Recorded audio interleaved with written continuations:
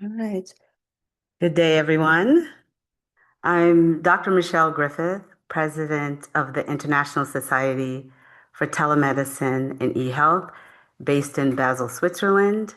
And on behalf of the Society, it gives me great satisfaction to welcome you to Digitally Driven, Women Powered, a global virtual event highlighting women in digital leadership worldwide.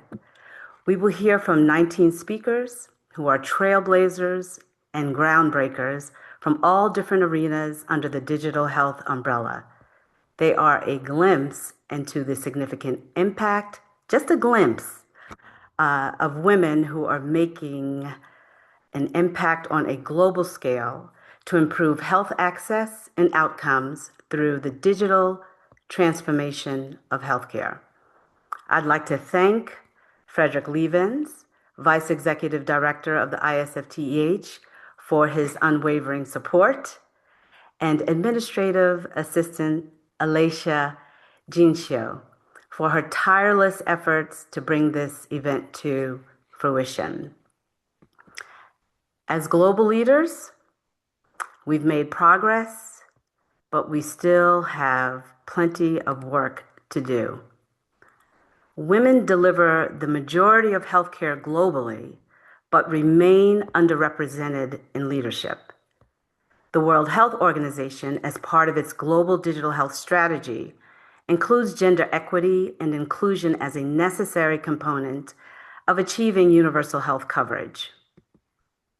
Women need to be included in the conception and design and have adequate access, knowledge, and skills to use digital tools and applications.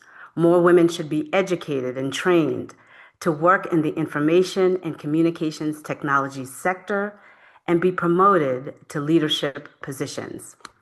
The ISfTEH was founded almost 30 years ago and is a non-state actor in official relations with the World Health Organization, and as such, supports its gender equity goals.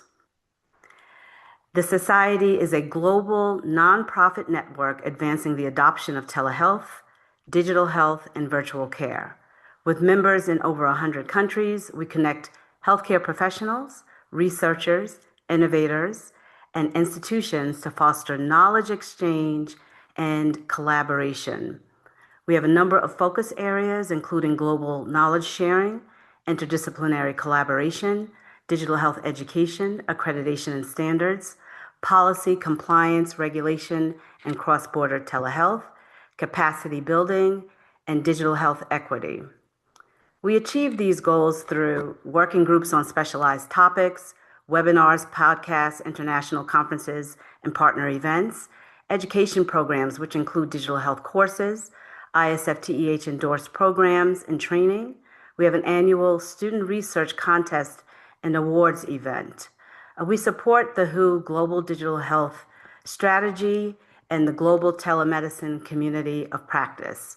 We partner with Telehealth Medicine Today Journal to provide opportunities for our members to publish, and our members collaborate on white papers, research articles. We have a number of categories: corporate, institutional, national, student, nursing. Both student and nursing memberships are free, and individual membership. ISfTEH drives digital adoption through strong partnerships. By collaborating with key stakeholders, we accelerate progress and ensure best practices reach those most in need. We are very intentional about bridging the digital divide, ensuring equitable access, and prioritizing telemedicine for underserved populations. If you have interest, we would love to have you. Feel free to get more information about joining the ISfTEH Digital Health Network through our website, and you can certainly reach us via email. Okay, we have an inspirational day planned, and before I introduce our first speaker, I would just like to take a moment to acknowledge the current world events and pray for peace. We have speakers who have been impacted and some who will not be participating today due to war related emergencies, and our prayers are with them. To share a few housekeeping events, each speaker will present for 15 minutes with 10 minutes of Q&A. Feel free to ask questions of the speakers in the chat. If we cannot get to all of your questions, we will compile the list to share with speakers and send responses to attendees post-event. There'll be a break halfway through the event, and the recording will be available on the ISfTEH social media channels and website, isfteh.org. Now, to kick off a celebration of International Women's Day, we will start with our first speaker. The topic, The Future is Female, Building the Next Decade of Digital Health Leadership. Dr. Patricia Michele is a global leader in digital health and AI with nearly 30 years of experience advancing equitable health systems across 45 countries. She is CEO of HealthEnabled, Senior Associate Professor at Johns Hopkins Bloomberg School of Public Health, and Technical Lead for Digital Health Monitor, shaping how over 75 countries have assessed digital transformation and AI readiness. An award-winning author and sought-after speaker, she champions gender-intentional digital health so technology is designed and governed for all people to be safe, healthy, and thrive. Patty? Thank you, Michelle, and hello, everyone. It is a real honor to be here, especially given everything that's happening in the world, and to have this moment to celebrate the many achievements of women in digital health. And so while my talk talks about that's how the future of digital health is female, the past of digital health has been female as well, for as long as digital health has been around. It's just that the women weren't as visible throughout. And so what I want to do today is just share some of my own journey and my own reflections and the many women and supportive men who have come along in the journey to get to where we are today. And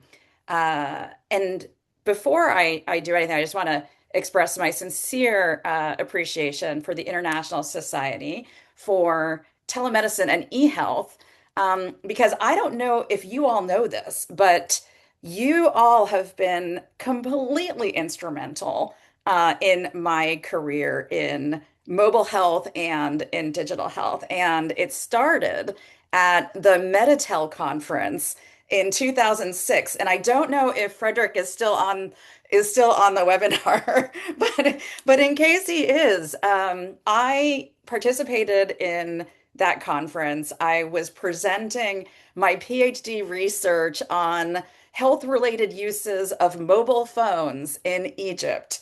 And it was at that conference that I met Yuncup Quancum, who was then, at the Global Observatory for eHealth at the World Health Organization.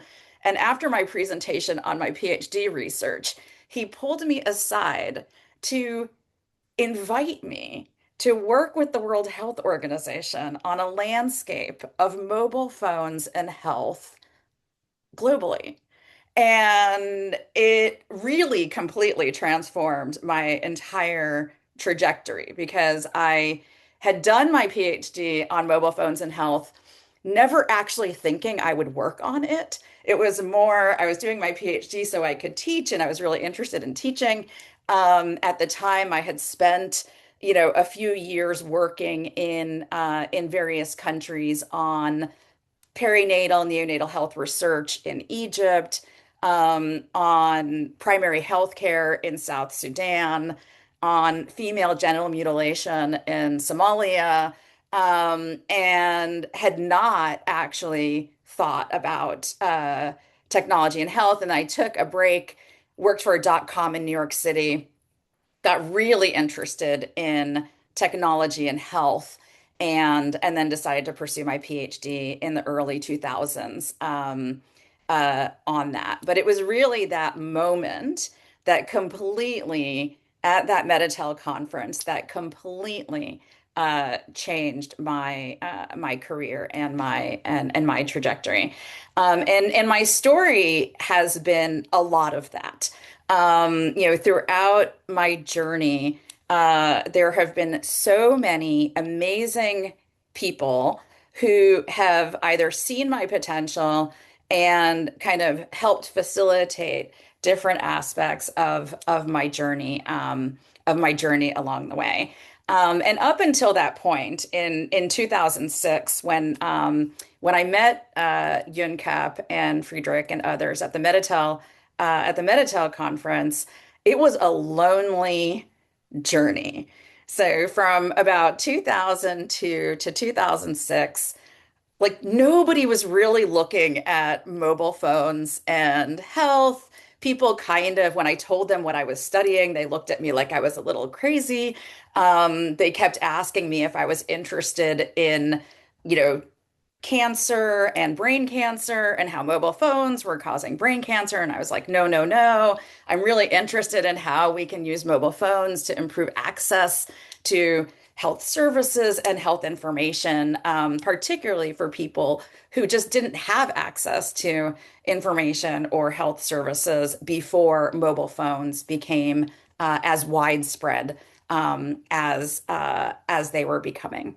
And so fast forward, a couple of years later, I had the wonderful opportunity to work at the Earth Institute at Columbia University because they had, signed a collaboration agreement with Ericsson, the cell phone company, to explore how mobile phones could be used across the Millennium Villages project in 10 countries in sub-Saharan Africa.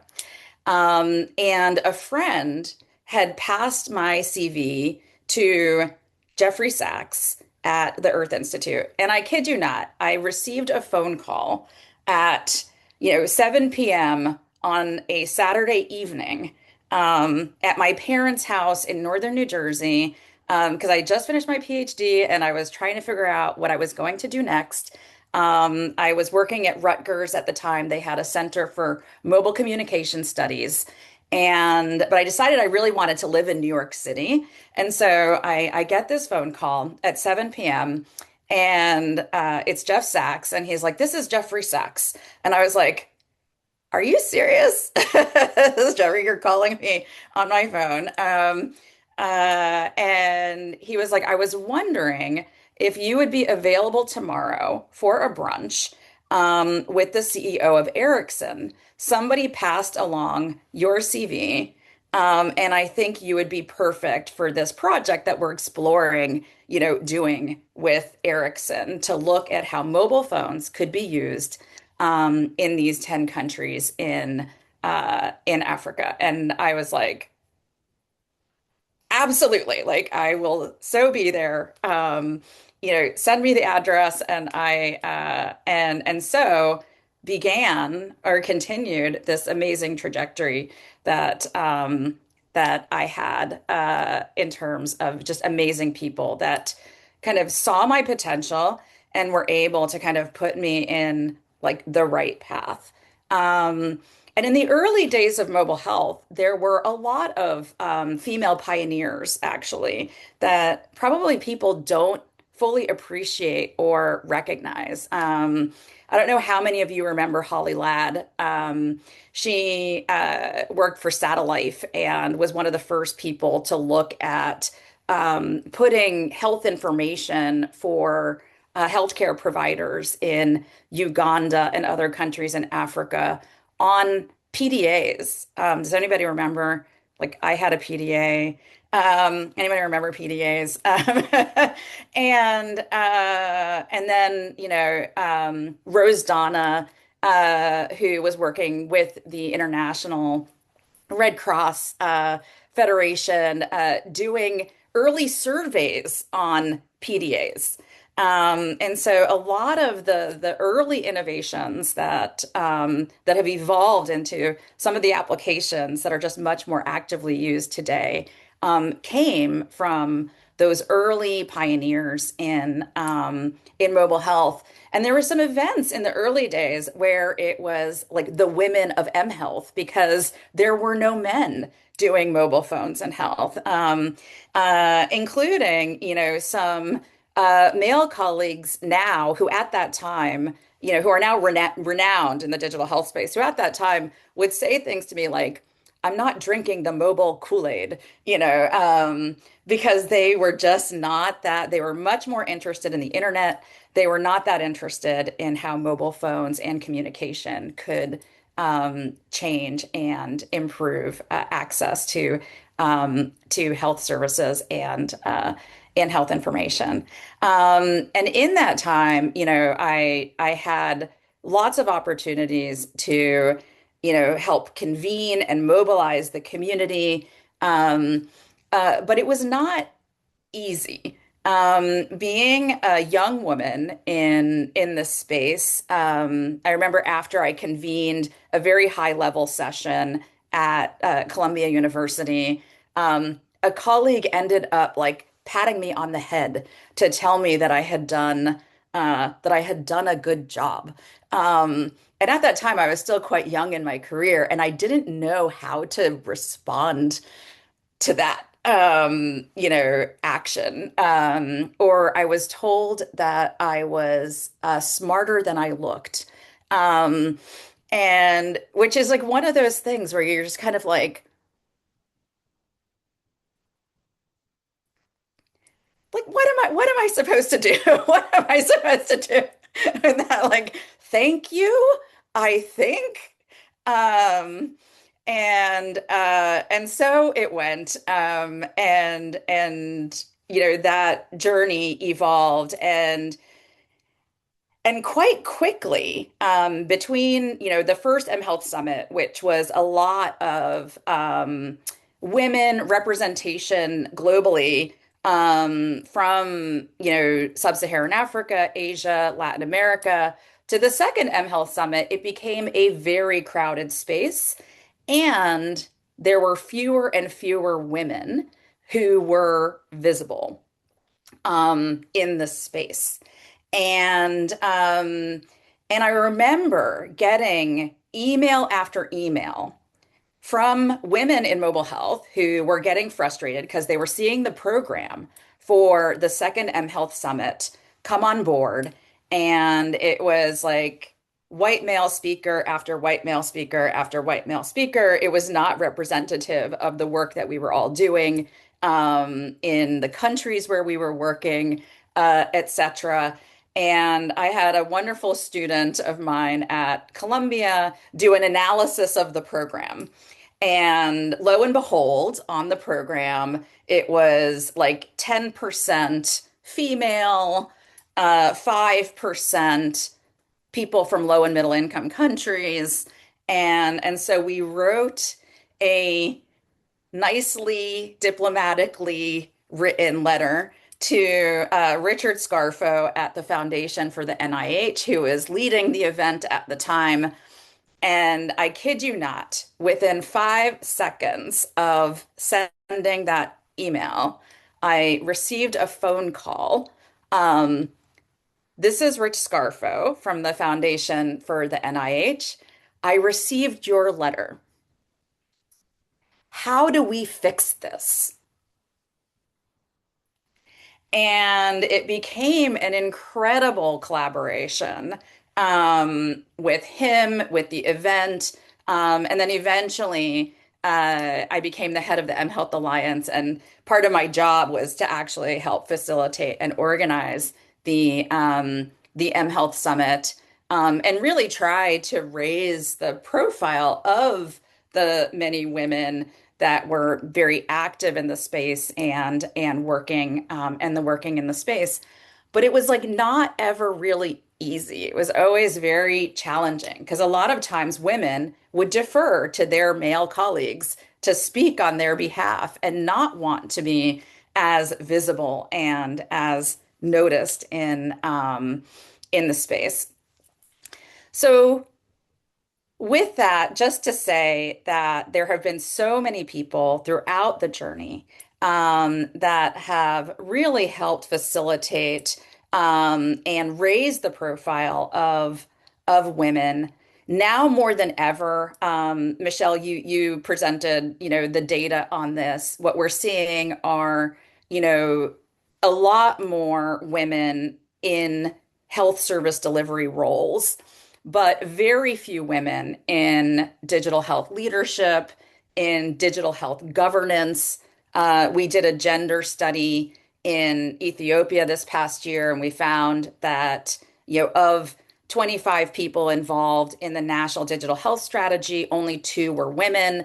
We were looking at digital health and immunization. In the immunization strategy, it was 22 people, no women, even though immunization services are largely delivered by female frontline female frontline health workers. And in technology, it's even worse. We see less than 25% of women in technology development roles. There are huge gaps in data that we see in terms of women's representation, and this is leading to a lot of adverse effects for women and harms.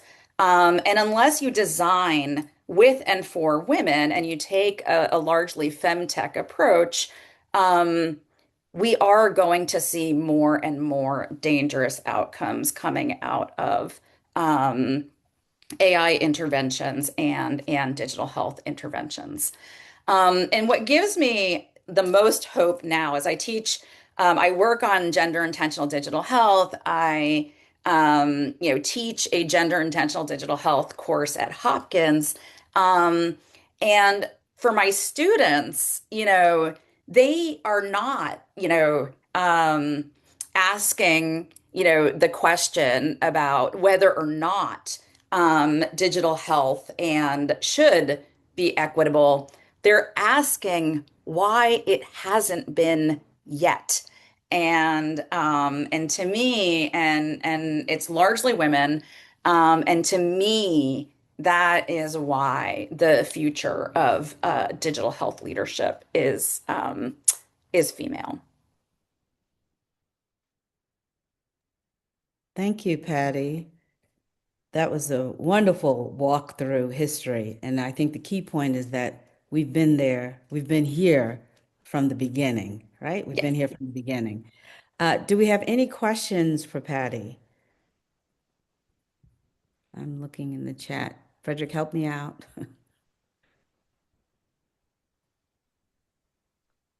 I also want to call out some people who are attending. So Lowe, hi. Amanda Bendur, hi, who started, helped start at one of the global digital health forums, um, a very, incredible movement of women in digital health, where now at almost every global digital health forum, there is a leadership event before the Global Digital Health Forum for mentorship and for female leaders to come together and to learn from each other. Yes, and I want to acknowledge Lowe too. It's great to see you. She's based in South Africa, and she, along with Pirko, are my predecessors as women on the board of the International Society. So, welcome. And I too, also, Patty, it's interesting about your journey because it was our executive director, Young Cap Kwankem, who, who pulled me aside and pulled me in. And I really am truly grateful. I cannot say enough words about what a mentor he has been in my digital health journey. So you and I have similarities there in terms of those that have helped us along the way. Um, One comment, unless we design with and for women, we will see dangerous outcomes. Patty, your personal journey stories are awesome. Also, so well told. Yeah, let me see, someone from Mauritius. Here's a question. How do you see digital health evolving globally, especially in low resource settings? Yeah, I think, and there was a question right before that around leadership is important. What would be other important skills? I think even just participation. So in questioning what is being put in front of you. I remember in the early days of mobile health, we did a lot of work with nurses in Ghana, and they would look at some of the apps that we would develop, for them, and they were just like, no, like we don't want that. They would hand it to like the closest male colleague that they could find. They were not interested in it. And it was because it wasn't designed with them. So even just participation, it's not even about skills. It's about lending your voice, lending your experience, sharing your workflows, what's important to you, what you care about, what values you want to see embedded in the technology and how the technology is designed and being implemented is really, really critical. We need women's voices at every level, at whatever level and whatever capacity it is that you are working. It's not magic. It's essentially human-centered design if we included all of the humans in the process. But for whatever reason, we've like neglected half the humans in the process because a lot of the tech bro culture is like move fast and break things. But we can't move fast and break things in health. Health is too important. And if we move fast and break things, we're actually breaking our health workforce, unfortunately. We are putting technologies in the hands of health workers that are not necessarily designed with and for them, that is burning them out.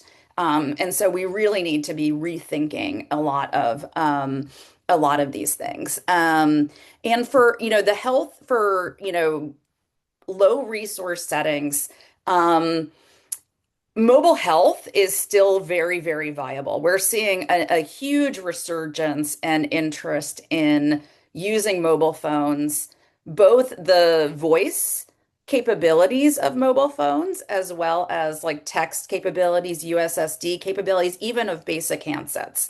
And with AI now, with a lot of the voice capabilities that AI has, there's a real opportunity to work in low literacy settings, in multilingual settings that we could never have worked in before.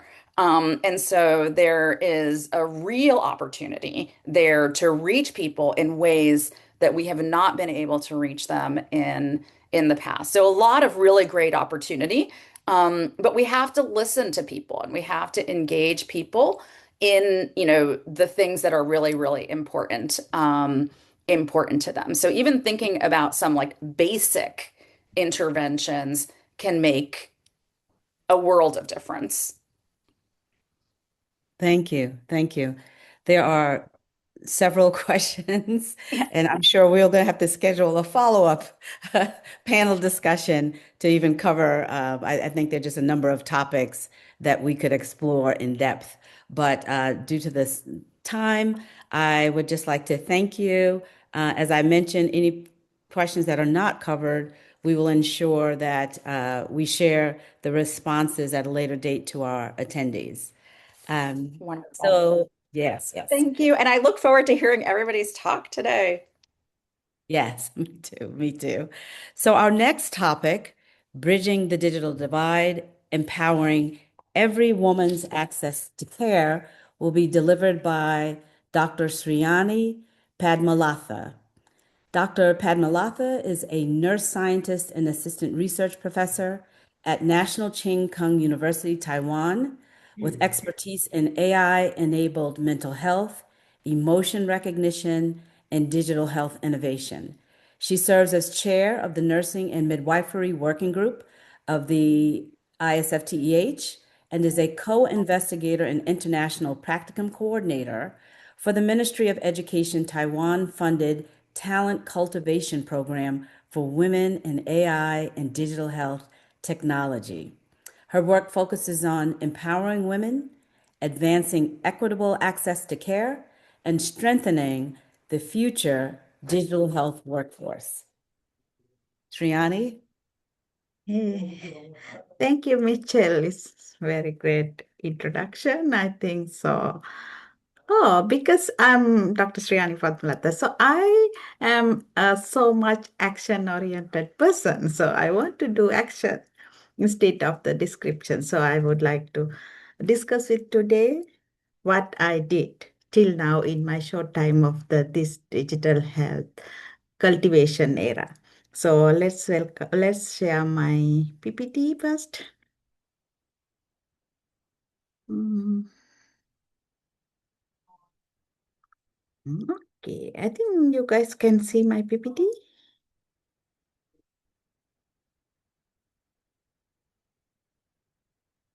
Yes, it's not Okay, in presentation format, meaning if you want to yes. share. There you go. There Okay. you go. Okay, let's we will try a small effect to empower our women to do how involved in access to care. Professionally, I am a registered nurse, so I'm working with many years in clinical setting. I have passed in lot of clinical care.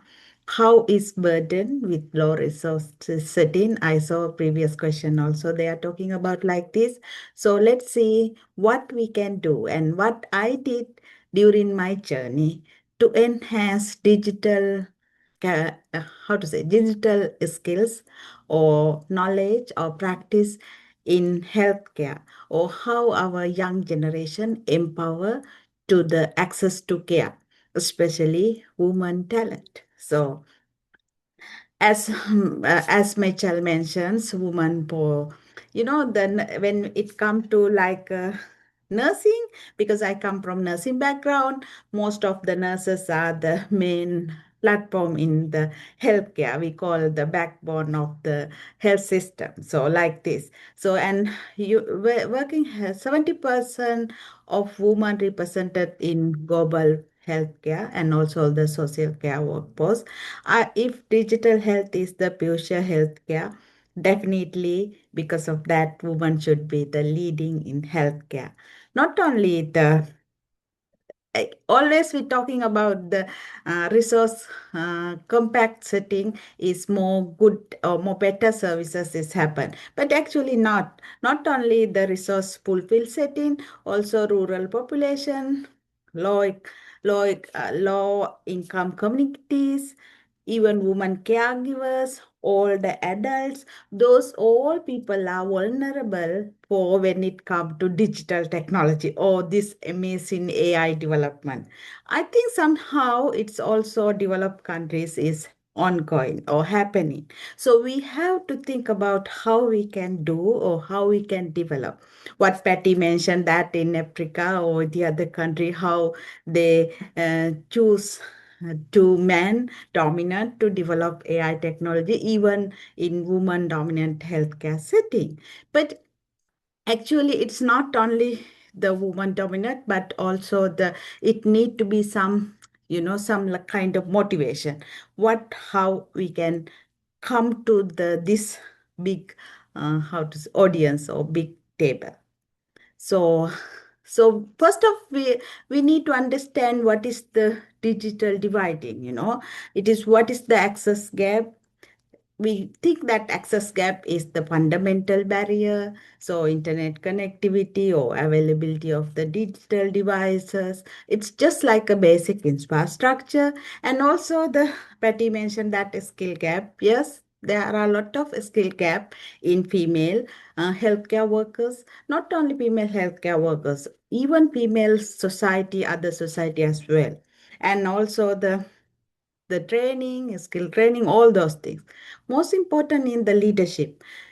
We are women, we would like to take care of by the other people. Huh? So that's why we give the leading power to men. It is not like a gender bias, but the originally when it come ethnicity, inheritance, we are trying to give our power, our leadership capacity automatically to our male partner. But it not now it's changed society. We need to think how women remain significantly can enhance their technology or health leadership, or they need to come to policy making table, how to do the policy making, decision making on that technology.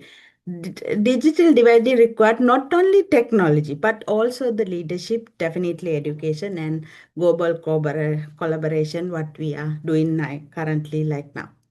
And also, as you know, at the very first time I mentioned that I'm the clinical nurse, and I'm digital health leader. So you know I work many digital health program. So I work in Sri Lanka. It is like kind of low resource setting.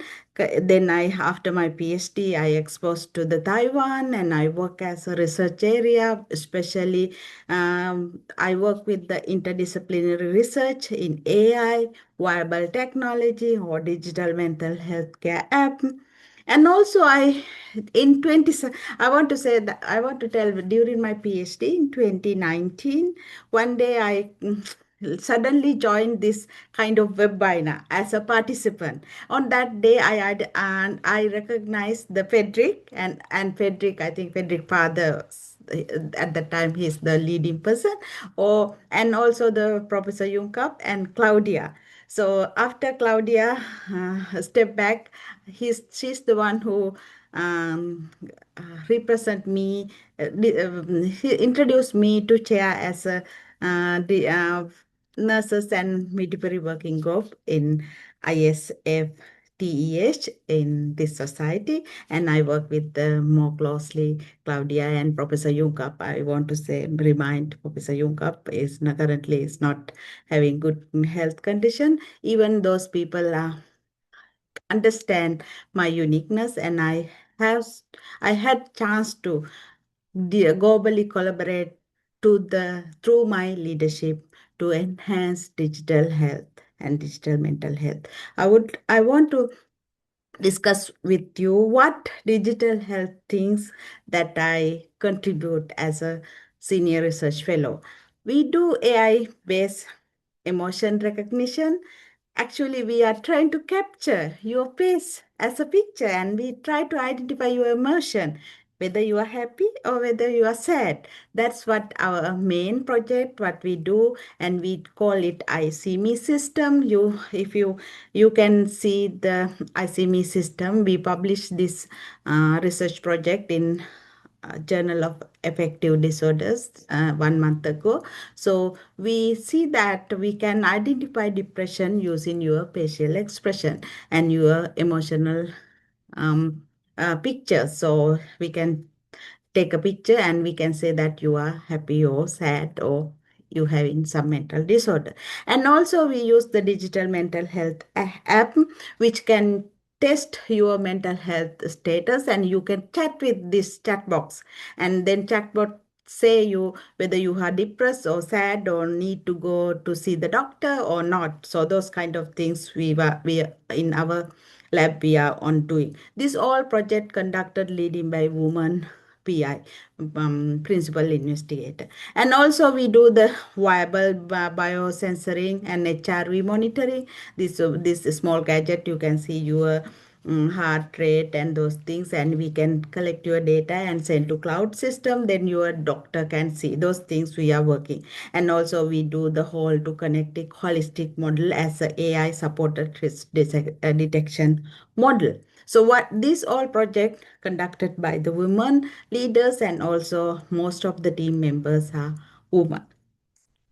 And when we thinking about digital health for undeserved community, you see our questions also, most of people think that undeserved community, it is hard us to reach. But Petty mentioned that in long time ago, since they are trying to enhance communities, how remote monitoring and how the rural area can interlink with the urban setting, and how digital technology provide transparent bringing quality of care, or very need to go very close need of people wants and need, and those kind of things we are trying to enhance, like a remote monitoring healthcare system, viable monitoring, or AI driven trend prediction, what we are doing.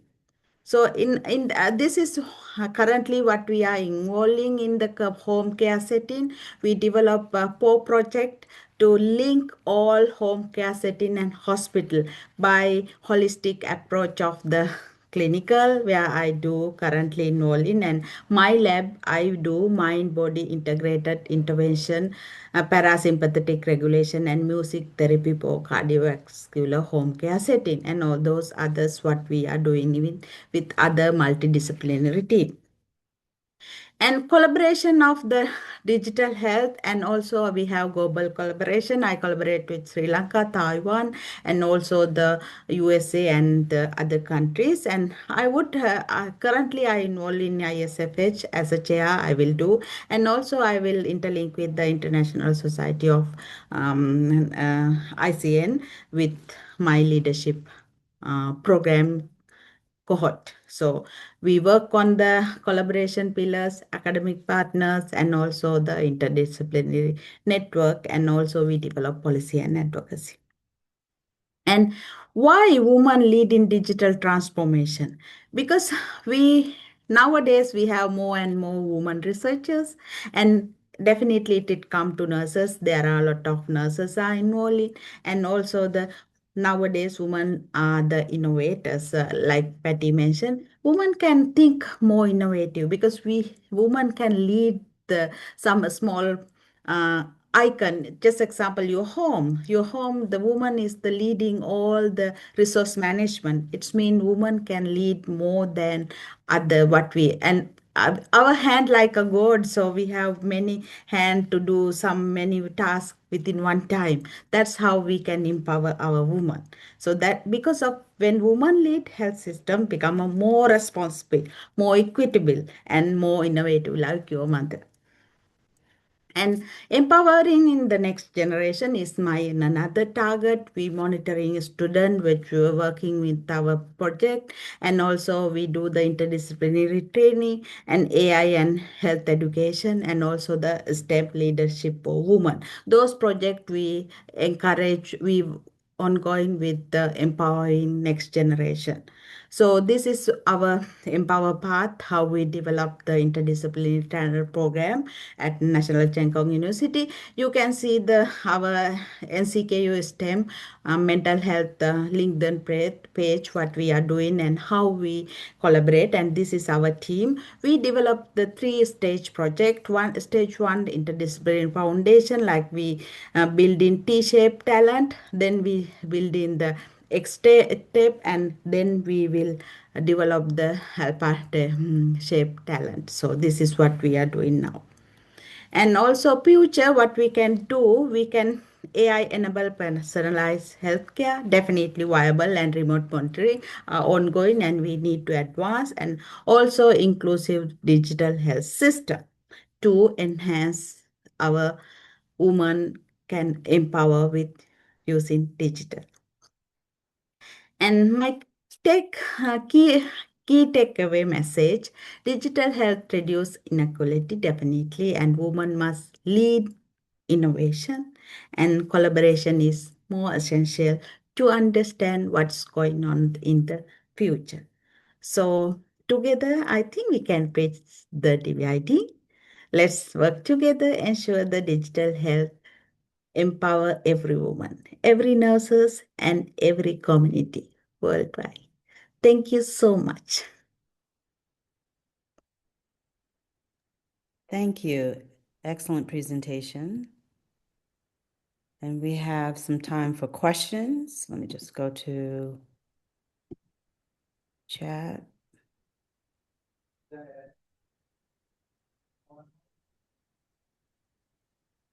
Okay, in the Q&A, someone asked, any use case where digital health is implemented in rural areas where people don't have digital literacy, which there are plenty of use cases. So, Sriyani. Yes, Yeah.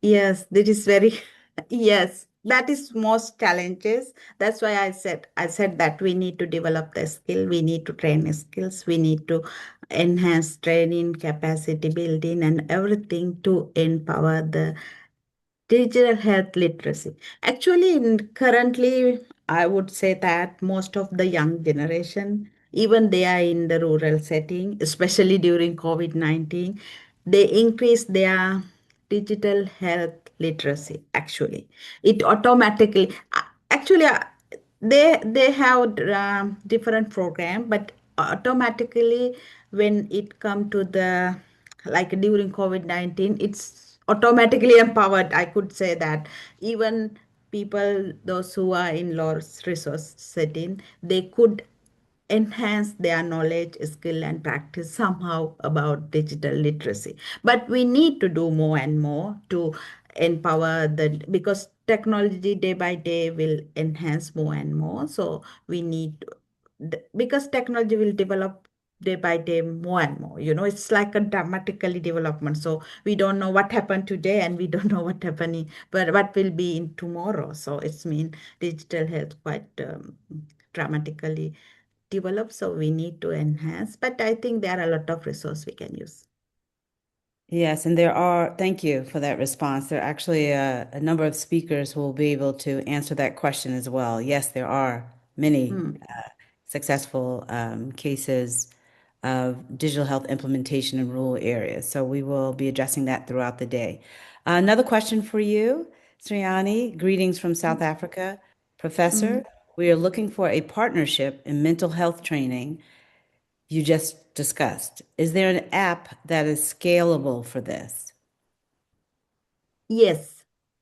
Thank you so much. I would happy to partnership with Africa because in 20 last year with Piraco, we went to Africa, Morocco, how their first digital health conference in Morocco. At that time, we saw the Africa not like former Africa. Now they are more advanced. They use to more and more technology. So we have many training program to how to talent cultivation, especially our STEM program. You see, my empower talent empower path, what we do, how we start with the undergraduate and masters and the PhD level education program for enhanced AI digital health innovation. We are focused on the what you can do, what you can produce, and how. So if you're interested to collaborate with us, please email me. So you can see my email, and we can think about how to develop digital health in the future. Thank you. Any other questions? I'm looking. I just hope that's a similar question.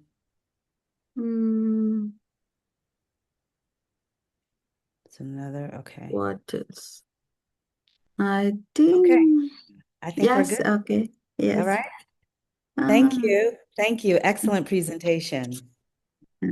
Thank you so much. Appreciate your input. Appreciate your input. Excellent.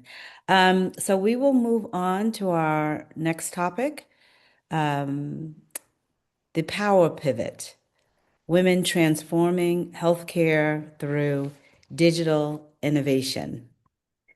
We'll be hearing from our speaker, Cherisse Mark. Cherisse Mark is a healthcare disruptor and biomedical professional specializing in the R&D and strategic management of remote care initiatives. Currently involved in digital innovation at Mechael, she combines a clinical background in nuclear medicine with an international healthcare management perspective to build sustainable, borderless health solutions.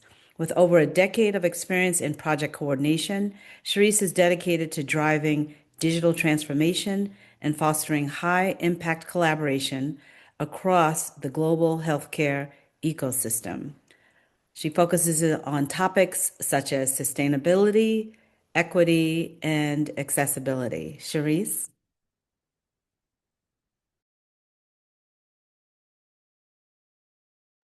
Hi, everyone. Can you see me and hear me? Hello? Yes. Yeah. We Okay, can. sorry. We can. Okay, yeah. So, hello, everyone. Thank you for joining the presentation today. And thank you for the very nice introduction, Michelle.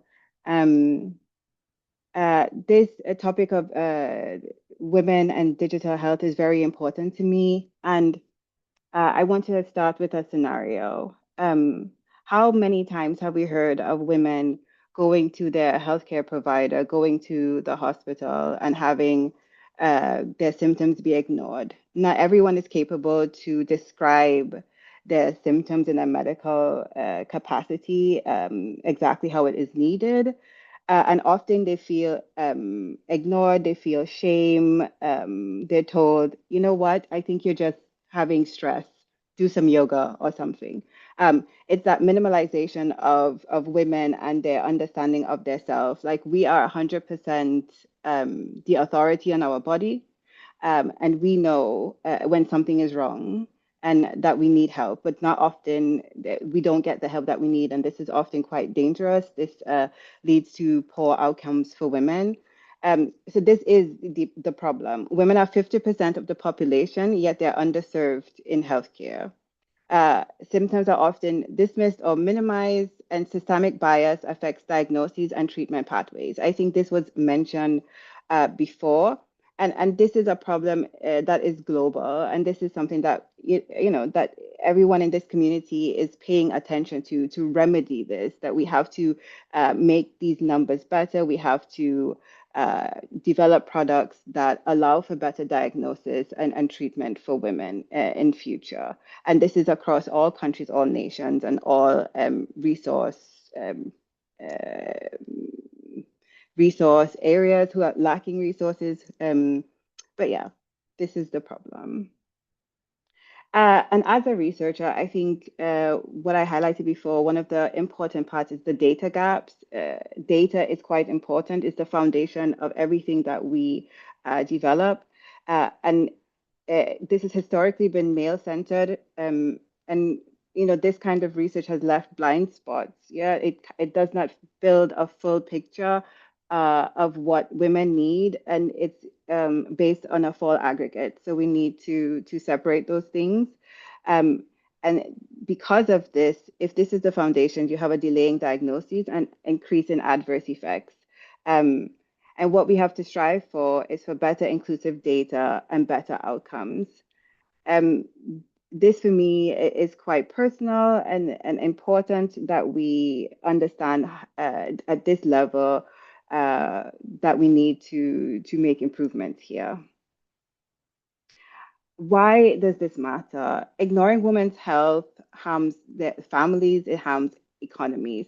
So this is not just on this health and wellness and level, it extends beyond that. And so having a healthy woman who is more or less the provider and who holds things together within the family, it's important that her needs are met and that she is taken care of. And under investment is a preventable cost. But however, this requires policy changes and real investment in understanding, okay, what are the issues here? And designing for women improves care for everyone. So for us, by us, we understand what's going on. We have the ability to understand on different levels, in different capacities, the problem. And it's in this collaboration that we could come to a solution and designing products, policy, etc., that improves outcomes for women. So I talked about the pivot. So what is the pivot exactly? What has been happening? So as was mentioned before as well, you have this rapidly growing femtech ecosystem. So women are leading through adopting digital tools. So we have mobile health apps, we have wearables, we have telehealth and virtual care. Why these are important is, again, what I talked about, the data, right? So historically, women have not been included in medical trials, or not that have not been included, but to a great degree. So of course, the outcomes are skewed. So now with these wearables, mobile apps, and telehealth and virtual care, we're getting more information. We're getting a different cross-section of information, which is quite good, and data. And these apps and platforms allow us to do so. So if we have more data, more diverse data, we can move forward to having better outcomes. high demand digital health focus in areas that are specific for women. So reproductive and hormonal health, menstrual cycle tracking, and mental health, as was mentioned before. So we can now pivot into these areas that were not taken so seriously or not looked at on a deeper level and not looked at by women. Digital diagnostics and AI tools. So again, like the telemedicine platforms, there are a plethora of those across all pathologies. AI models to aid in diagnosis. This is just one use of AI. For sure, AI can be used for digital literacy, because once you produce something, you have to allow for the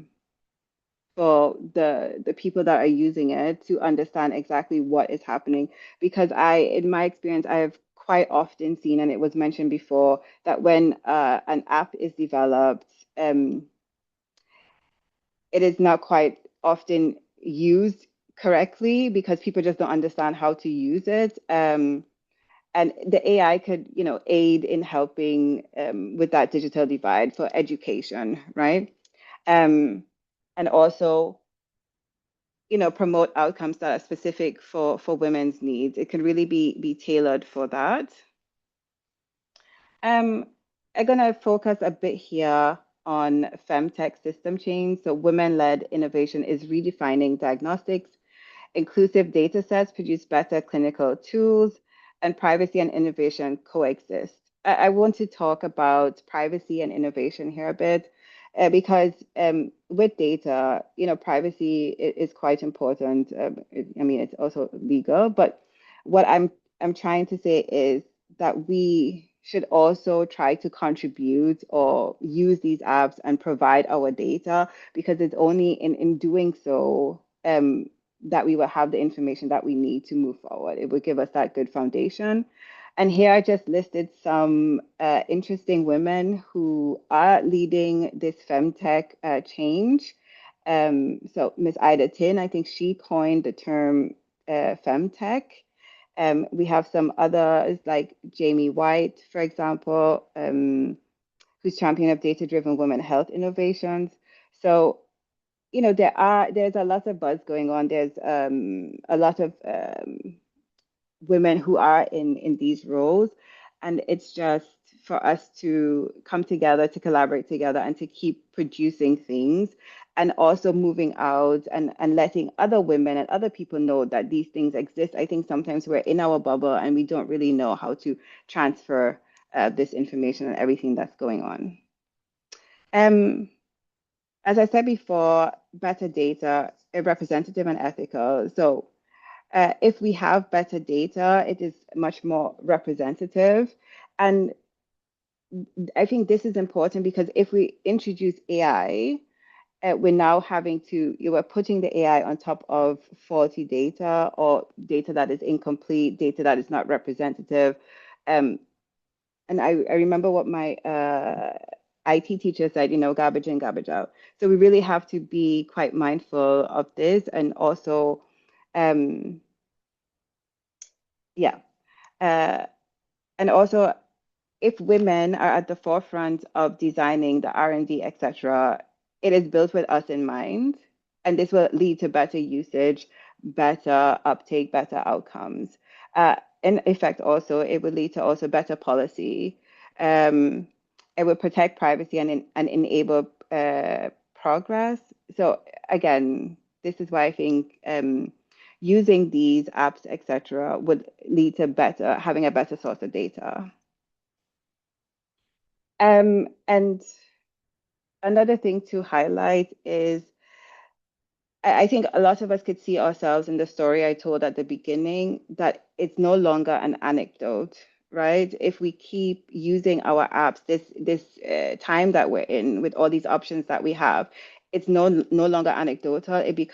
This lived experience becomes clinical data, and this will be able to drive reform. And I'm sure it's going to be talked about in greater detail within this session. And women's voices must shape design and research, as was mentioned previously, that, no matter what station you are in healthcare, if you're not the doctor, if you're the allied health person, please give your opinions because you work with patients, you know the workflows, etc. Please give your opinions or your ideas in the design because this is very important for its success. So this is a really great point that was made before. What is needed next? Investment in women-led health ventures. Women need a lot of support and financial support when it comes to entering into this space, which is heavily dominated by men. Also, to standardize this women's health data, like I talked about before. So all of these things are producing data. We have all these multiple apps, we have multiple platforms, etc. But we need to standardize that data somehow so that it can be useful. So this is just one idea or one thought to think about. Also, implementation that reaches all communities. It's quite often that we produce things that doesn't reach everyone. It's not quite equitable. So we should keep that in mind. How are we going to encourage everyone to be able to have access to this, to use these things? Or if we're producing something, produce it on different levels so that people can participate. Participation and awareness. I think I mentioned that before. I think this is quite important to keep in mind. And that's it. Thank you. I know it's a bit short. I apologize. Yeah. There's no need to apologize. Are you kidding? No, not at all. Not at all. Most people apologize when they go over. You don't have to. Yes. You're absolutely fine. Thank you. Yeah. Let's see. Do we have questions in the chat? Okay, so we've answered that one. We answered the other one. Let me see.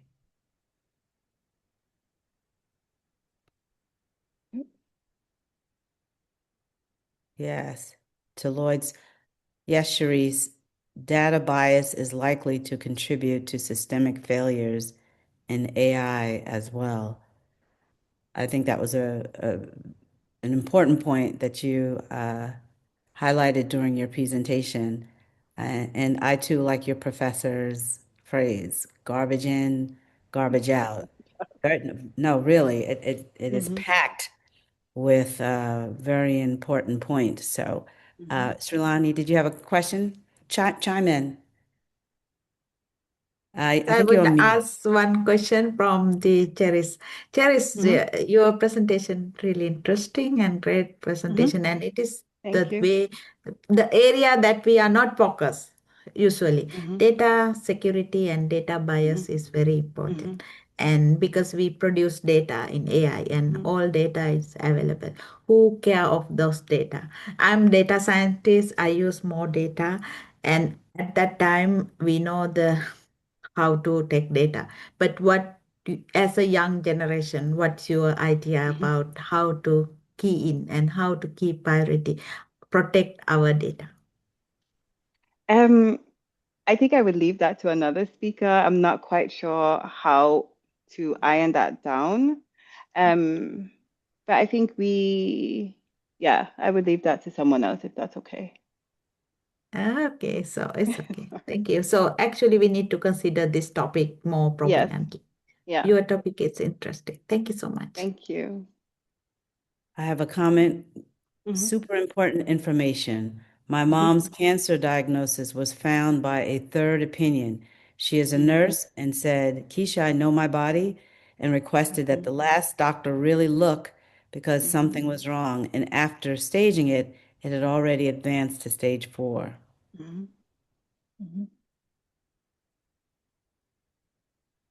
Can I make a comment here? Yes, please. Yeah, so this is quite often the case where women have to get second and third and fourth opinions on their health. And we all go to ChatGPT or Google. I'm sorry. I know it's not the highest form of getting an opinion, but it's something we reach out for, right? This is something we try to educate ourselves. become more autonomous and be more involved in our healthcare and be more informed. And I think, with all these apps, platforms, etc., it's doing exactly that, but in a very structured way. That we're creating awareness, and this is the part that I think is really important for our decision making on our own health. Mhm. Does anyone know? What is the percentage of accuracy of such AI-assisted health monitoring tools? Can we 100% guarantee? I'm sure. Well, we know we can't 100% guarantee. Patty, you want to chime in? There was a review done of over 100 health AI like applications and services, and they found that only 10% of them did the thing that they claimed that they did. So there's like a lot of Mhm. regulatory issues that we have and a lot of like claims that are coming out of AI interventions. But I wanted to quickly share, Cherisse, I really appreciated your point on, women being taken seriously in Mhm. the health system because I had my own situation. I'm a public health professional. I came back from a trip to West Africa. I got Mhm. really, really sick to the point Mhm. where I was like losing eyesight and had all sorts of like really challenging issues. And I was like, this really feels like parasites. And Mhm. I had an infectious disease doc at Columbia tell me, no, no, no, it's not parasites. But I insisted that they send Mhm. my like stool samples to like the CDC, you Mhm. know, 2 months later, Mhm. and after the health system told me to take antidepressants and to leave them alone Mhm. and all Mhm. sorts of stuff, Mhm. 2 months later, I get a phone call back. Oh, your results came back from the CDC. You have two parasites. You have Mhm. strongyloides and schistosomiasis. And then Mhm. I got into the care of a female parasitologist who was like, this should never have happened It to happened. Mhm. you. But at that point, it triggered an autoimmune illness that lasted for another year. So, Mhm. to every woman out there, you know your bodies. Mhm. Like, and you have to like fight your way through a health system that's likely going to like Mhm. dismiss you and tell you that you're just, making things up. And it's really unfortunate that that is the case. And a recent book recommendation, which I would suggest everybody read, like a few years ago, it was Invisible Women. Now, the book that I would strongly recommend is The Authenticity Gap, which is sort of all about why even like the highest ranking females in the world Mhm. don't get taken seriously. Mhm. And it kind of goes through some of the like cultural issues around like female leadership and authority and all of that. So anyway, Yeah. Very, no, So, very. do I echo some point? So that's why we need to empower the female to become a leader. So because female always, we are not trained to become a leader. We are trained to maintain the system. So that's why we need to empower women to be a leader. And we need to just, I think Angelica know more. So I don't want to tell more about, but about maybe Angelica presentation, she will tell what we want to do and how we lead. Okay. So that's what I might just comment. Yes, thank you for your comments. Yeah, I see it every day in practice. I'm an internal medicine primary care physician, and I will tell you the number of times I can't can't count the number of times I see patients with delayed diagnoses as a consequence of exactly what you're talking about, whether it's gender, whether it's race, the data, the research shows that. And I do see technology as a way of empowering our patients to take control of their health. It's unfortunate, it shouldn't be this way, but systemic change takes a long time. And until we can do that, I truly believe technology is a way of empowering our patients to know the right questions to ask and also to understand, to trust your gut.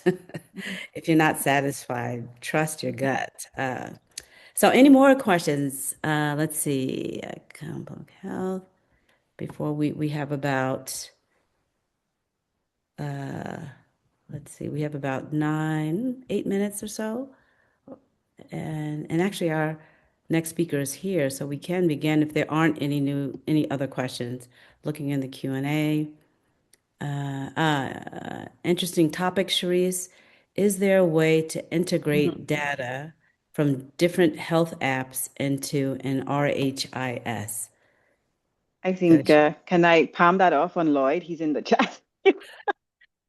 Yeah, absolutely. Does he?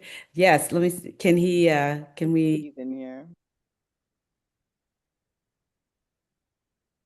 let's see if we can, Mm-hmm. does he want to answer? Can we unmute him? He probably would know that answer, right? Let's see. Hold on. Mm-hmm. Hold on. I'm trying to locate him here.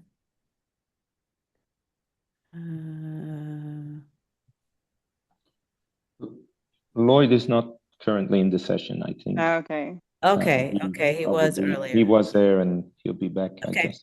But Okay, can we so note the question and get back? yeah, again, if there are any questions that are not answered during the Mm-hmm. session, we'll share them and hopefully get the answer and share them with the attendees after the event. So no worries. Okay, this is someone sharing their information. Thank you so much for this empowering information from the speakers. Self-advocacy is so critical, and it is important to do your own research before seeking medical help. What online source of medical information is most reliable? Does anyone want to answer?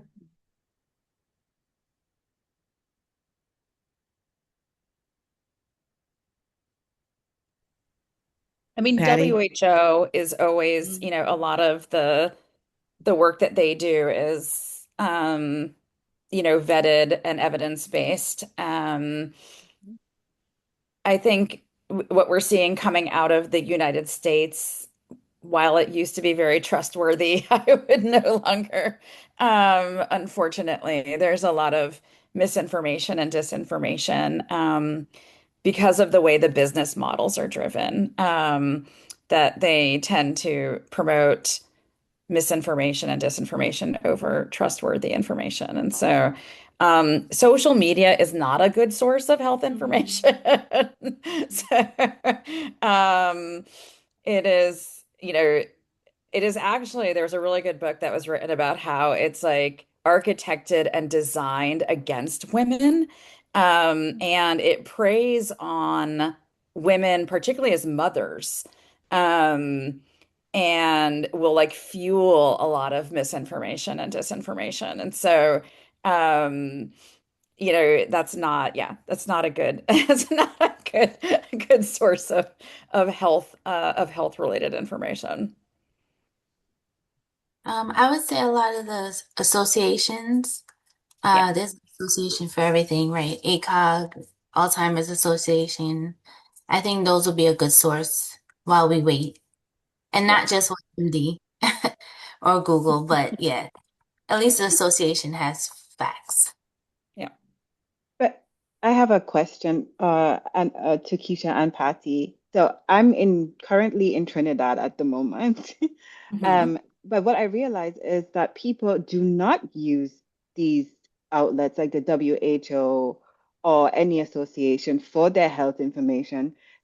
They quicker get information in this region, particularly from Google and TikTok, which is Yeah. astounding to me. And they cannot tell the difference between what is correct and what is not. They can't do it. So I'm often left having to tell my older my family, like, this is not true. You cannot do this. So do you guys think of any solution how we can combat that or promote that, or what's to strike a balance, or what do you think? I mean, for us, I know like it's a little tough, but when I provide education. So like, for organizations and teach new coders, we talk about reputable research and reputable sources and not just to go to Google. I always say you need three sources. So even for health, when you're researching, you should check. So I think through education, continuing to educate them that we shouldn't look to TikTok and, social media as the source, right? Because they're now interpreting what someone else said. So teaching them these associations, and they even have pamphlets and certain things that we can give out to our patients and share. So I think if we continue to do that, maybe we can override TikTok. We'll see. Maybe even creating some videos about that. I'm thinking, about what our source is and where they can go for that information. Because that's where their physicians would actually go as well, too, to those associations. Mhm. Actually, for those, I have a suggestion because those association also the resource-rich people are working there. We need to chase to the social media. We can do more than the some poor content creator. So this organization should promote their resources like what people most use platform. Like even WHO can use make one poster every day or every second they can take out in within the data, so how it's happening. This is true, because they know how to do and they have resource, they have money and everything. Even the all other reputed foundation, reputed organization, they can do their things. So in my STEM program, what we do, we try to develop this kind of app. This is from our STEM program, how we encourage, how we given the resource, and how women talent can develop their idea, what best resource they can use. So use something we try, but still we are, because we don't have that much of funding because it's like a MOH project. So we have some limited funding to throw out. But I think we need to encourage WHO or this kind of big organization to take a look at how information can share within the social media more frequently. I have just a Yeah, and then I comment. would, oh, sorry, go ahead. Pierre, No, go go ahead, ahead. Pierre. Okay, I have comment that WHO is so far away from the ordinary women. For example, if you you need to have the information by your own language and in your own context. I think that WHO is not the first where you go. You rather choose Google or something else, and there's a lack of information and a lack of education, of course, and how to have the qualified information. But I think that WHO is far away from the ordinary female life. No, and I don't think Google is like the worst either, because we did an analysis review across different platforms, and we actually found that the information that came from Google was more reliable than well, definitely more reliable than ChatGPT and more accurate than ChatGPT, and more accurate than some of the other sources. And so it's not the worst, but we all also encourage people to question what they're seeing in terms of like what they're reading. Yeah, I appreciate Dr. Google because I get more visits from Dr. Google, and people, everything leads to cancer. So I get more visits to clarify. So at least, yes, it is helpful, but I think it also um, uh, leads to further investigation. As Keisha said, it's important to check more than, one resource. In those organizational and healthcare systems, websites typically have patient information that's actually presented in a way that the public can understand, not too technical. So I understand and appreciate that comment as well. Some of these sites, it's just too much medical lingo, but there are certainly plenty of many resources out there that we share that we consider, good resources. So with that in mind, I want to thank you. Excellent, excellent session. I love this interaction. So let's continue that. We'll move on to our next topic, which is Women Steering the Future of Virtual Care and Digital Health. We are joined by Mona Sahman AlSubaie. She is the founder and CEO of Seha Virtual Hospital, the world's largest virtual hospital, and also advisor to the Assistant Minister of Health Services in Saudi Arabia. She leads national scale digital health transformation, establishing virtual care governance, a regulatory sandbox for innovation, and the Digital Health Clinical Trial Center. Under her leadership, Seha expanded virtual care across more than 240 hospitals and 1,000 primary care centers. She is recognized globally for advancing sustainable, evidence-based, and patient-centered digital health models. Welcome, Mona. Thank you, Dr. Michele. It's good evening, everyone. It's a pleasure to be here today, especially in the International Women's Day, surrounded by innovators, leaders, and change makers. Thank you, Dr. Michele, for giving me this opportunity to share with all of you a journey, not a journey of building a hospital, but a journey of transforming transforming the nation care delivery from a vision to a national scale impact. I will share my presentation.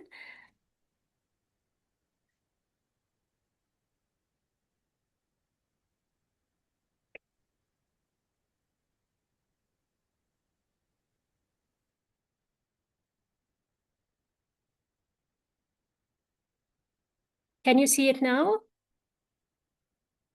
Yes. Yes. Okay. First of all, the question is why woman-powered leadership matters. The transformation, it's not only about speed. The transformation can be accelerated, and this is what a woman leaders do.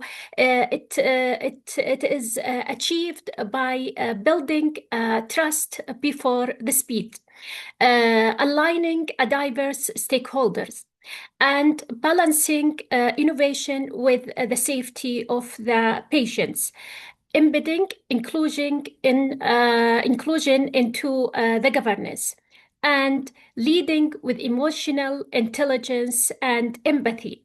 And I want to stress on this point because behind any technology and any policies, there are people, our kids, our families, our parents. So this emotional and this empathy will push us to do our best to move on. My background is information technology, but I moved and I shifted from launching digital platforms to establishing a national platform. I established and I found the largest virtual hospital globally, which is Seha Virtual Hospital. It's a national government-led virtual hospital in the Kingdom of Saudi Arabia. I built with my team a national governance for virtual care.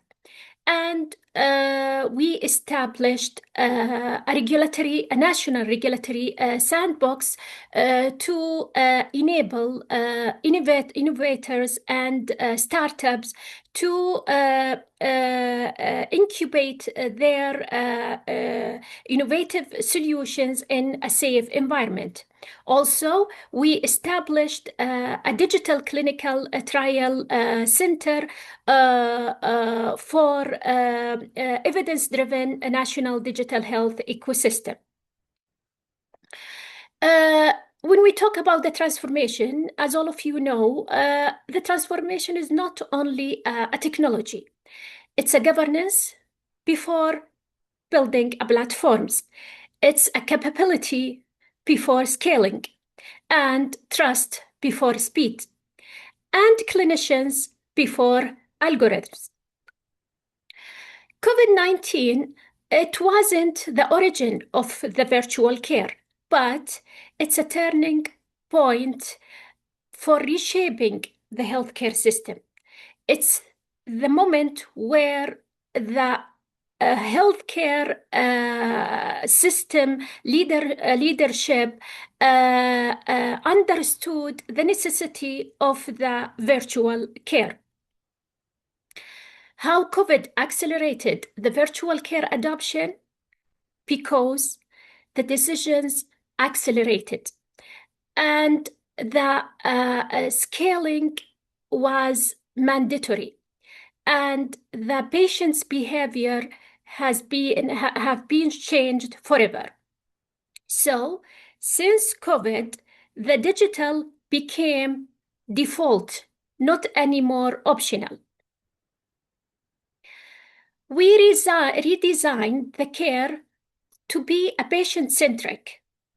We moved from hospital-centered to a patient-centered care delivered.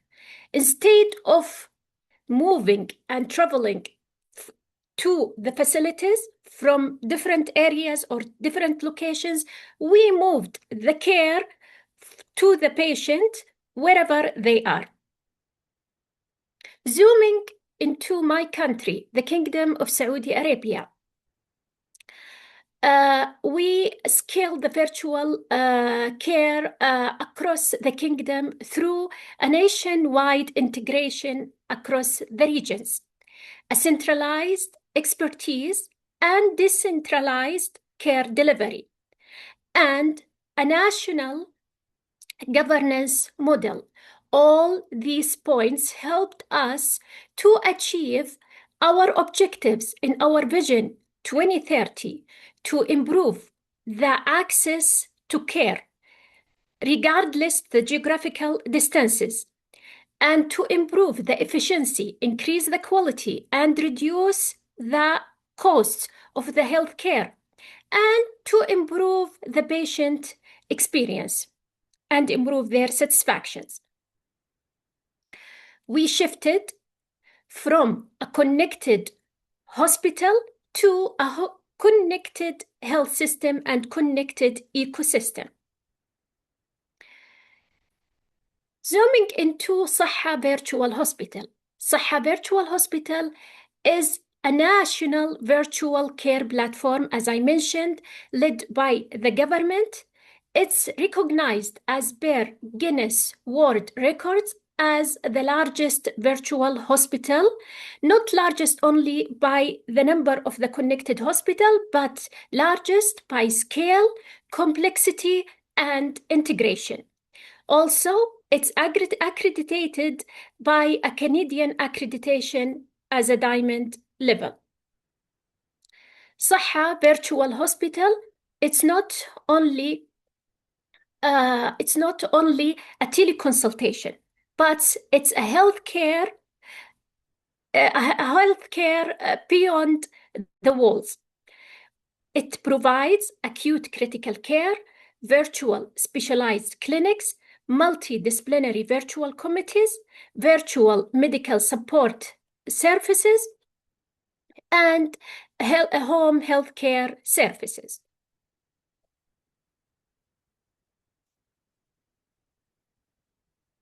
Sorry, it's disconnected.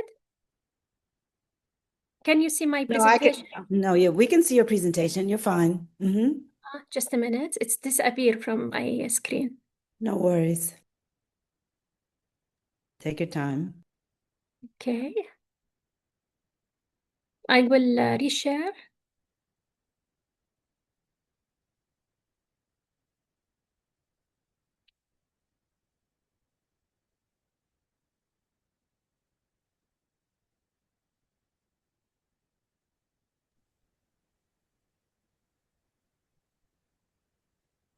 So we can see it on our end. What I'm looking at is You can see. Yes, I can see it. I'm seeing the delivering national scale impact without Just a minute, compromising because quality? yeah, sorry, because it disappears from my screen. I will reshare it again. Stop. I will stop the sharing and share it again. Sure.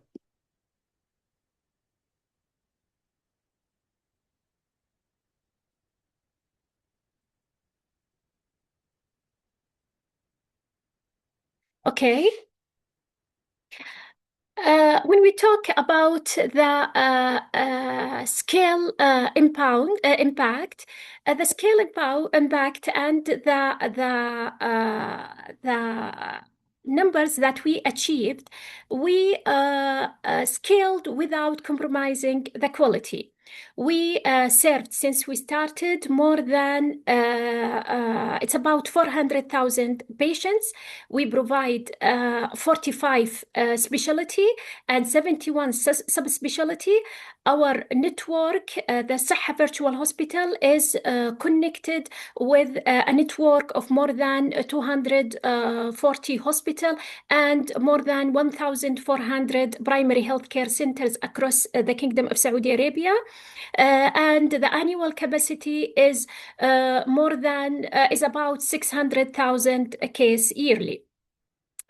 When we talk about the impact, the clinical impact of the virtual care, I will start with the virtual stroke. The objectives of the virtual stroke is to increase patient access to care in the needed time, and to reduce the ambulance transfer, reduce carbon transmission. The initial impact of this service was increasing the patient received the TPA from 3% to 20-80%, and a reduction of door-to-needle time from 105 minutes before the virtual stroke to average of 50 minutes, and the response time of the virtual stroke is 1.2 minutes. When we come to the virtual radiology, the objectives of the virtual radiology is improving access to high quality services, enhance the modality utilization. As you know, all of you know, there are a lack, not only locally but globally, in the specialized radiologists. Most of the hospitals have the machines, but there are a shortage in the radiologist, which was causing a long time for generating the radiology reports. Also, the objectives is to enhance patient experience and satisfaction. The impact is reducing the turnaround time for generating the radiology report from for the emergency cases to it was reaching 12 days. Today it's only it was reaching a long time for emergency cases. Today it takes only 30 minutes, and for routine cases it was reaching 4 to 12 days. Today it's only 1.5 hour. And when we talk about the important impact for the woman, Seha Virtual Hospital is connected with more than 20 mobile mammogram clinics across the kingdom. These clinics are connected, and we generate a mammogram results, about 500 reports on a weekly basis. The utilization of the modalities increased for CT devices by 32% and for MRI devices by 31%. When we come to the critical, the ICU, the virtual ICU for neonatals, for adults, and for pediatric, the objectives is to improve the quality of care in intensive care units, provide efficient bed management in intensive critical care units, and transfer knowledge and best practices as per evidence-based practices for the practitioners in the rural areas.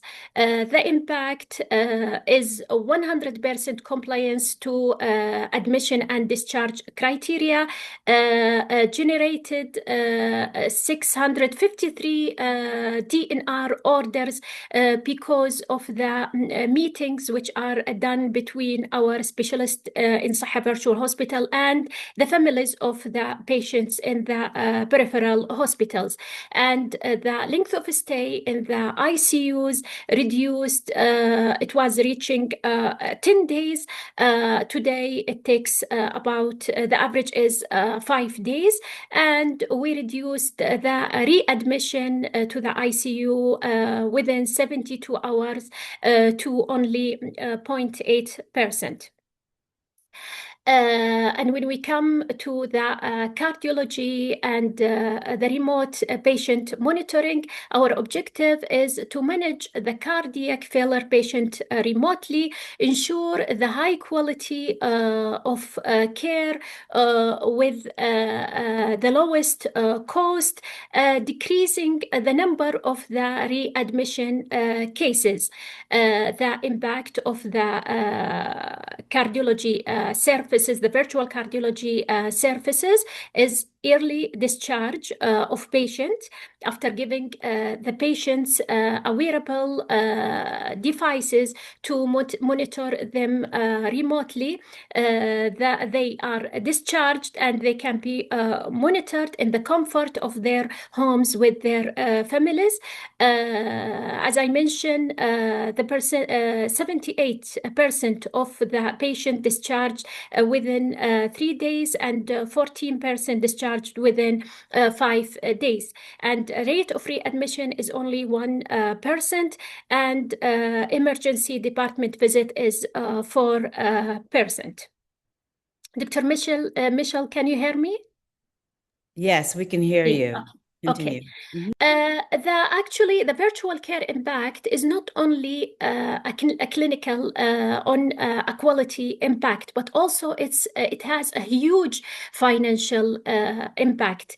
This is a study has been done by PwC, commissioned by the Ministry of Health in Saudi Arabia to measure and the impact of the virtual care from 2021 when the Seha Virtual Hospital has been launched until 2030.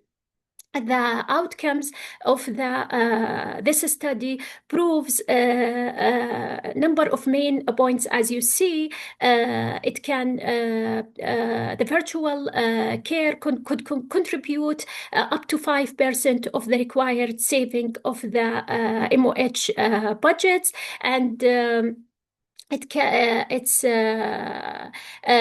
Seha Virtual Hospital grows to the maximum target capacity, it could achieve 6.6 billion Saudi Riyal in saving between 2025 and 2023, and it will contribute in 33% reduction in the expected cost per case, and each Riyal will be invested in the connected, Saudi Riyal invested in the for the patients in the connected hospital. It will be through the virtual care, there will be a saving about 8 Riyals.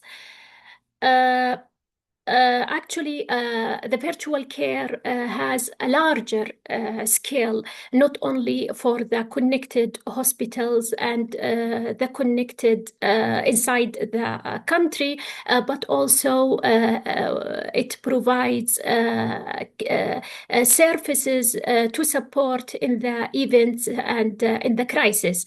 For the last 3 seasons in Pilgrim in Saudi Arabia, Seha Virtual Hospital contributed and it provided services in last year for more than 15,000 beneficiaries. Also, through the virtual care, as I mentioned, it's healthcare beyond boundaries. We provide our services cross borders for centers in more than 10 countries outside the kingdom. And also, we supported during the crisis. Our last contribution was for the earthquake victims in Turkey in 2023 by sending kits of telemedicine with the Red Crescent connected with a pool of physicians inside in Riyadh to check the patients remotely and provide the care for them remotely. Now I will talk after we mentioned to Seha Virtual Hospital and its impact. We will come to the enabling of the innovation. In 2024, me and my team, we launched the regulatory sandbox to provide a safe environment and mechanism through which the innovative health solutions, the entrepreneurs, the vendors can be tested securely and to ensure their fulfillment with the requirements and alignments with the regulations. We graduated 4 cohorts until now, and we have includes 22 includes solutions from 22 partner countries, their flags mentioned in the screen. Now I will come to the last achievement, which is the digital clinical trial center to enable implementation of clinical trials that contribute to evaluate digital health applications and AI models and conducting advanced studies to create and develop modern technologies. During this center has been launched in 2024, and since that time until today, we published 2 studies for 2 AI models. One of the 2 studies has been done for more than 200 patients, and the other for 1,000 patients. And currently, we have 10 studies under progress for different AI models. Why the virtual care model is replicable globally? Because it's a national governance. It has a centralized orchestration for the care delivery and clinician-led model and evidence-based innovation. What woman-led leadership enabled? Consensus across institution, trust-based governance, inclusive national alignment, and sustainable transformation. The real lessons that when women lead transformation, system scale without with trust and with a huge impact. Thank you.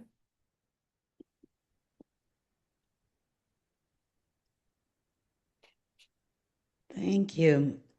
Excuse me. Thank you for that session. What a model of scalability. I'm sure there are questions when we talk about successful models globally. This is certainly one of the premier models of scaling virtual care. There is a question for you, CEO Mona. From your experience in terms of the digital hospital implementation, what was the main barrier and how did you resolve it? Yeah, thank you. Actually, number one is the infrastructure, especially in the rural areas. You need to do accurate assessment for these areas and to ensure there are the good connectivity, the good infrastructure to establish these services. The second challenge is the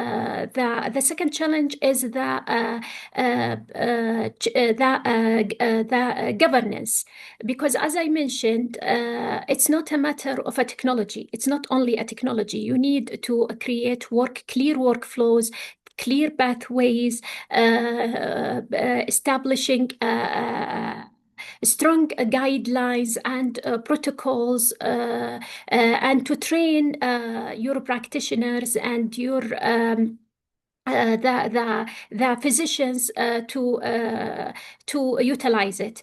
The third one is the patients themselves. They need awareness, a good awareness and education to improve their skills to utilize and to use this new kind of solutions.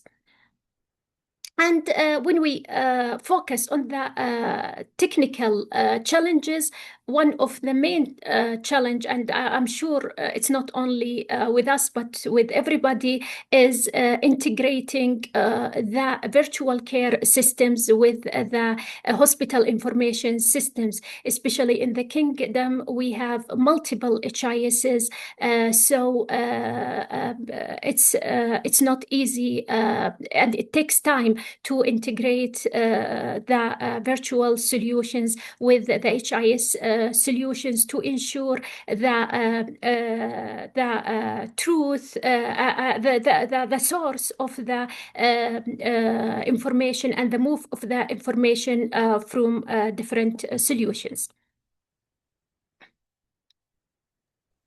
And we'll take one more comment, and if we have other questions, what we'll do is, again, compile that and have that answered at a later date. We do have one comment in South Africa. We established a virtual hospital in South Africa, trying to bridge the gap between private and public centers.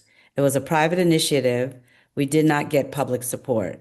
Please advise me on how public-private partnership model works in your country. Yeah, actually, in my country, Seha Virtual Hospital now it's serving the public hospitals. All the 200 hospital and the 1,000 primary healthcare centers are under the umbrella of the government. It's a public. We have a fragmented virtual care solutions in different private hospitals. In our roadmap, we are aiming to provide the services to the public, to the private hospital, but we didn't start yet. But I think the first step to start is having a unified medical record. In the Kingdom of Saudi Arabia, we have the Nafis. Nafis is a unified health records to integrated with all the systems in the private and the public. So there are a unified source and to get the patient's information. We have also a unified app used by the public whenever they are, wherever they belong to, either to a public or private hospitals. So getting back to your point, having the first step is integrating your solutions, having a unified medical records. This is one point. The other point is the aligning the stakeholders. I mentioned to this point in the first slide. It's not easy task, but having a good awareness about the benefits behind this contribution will support you. Thank you. Okay, we will end the questions for now.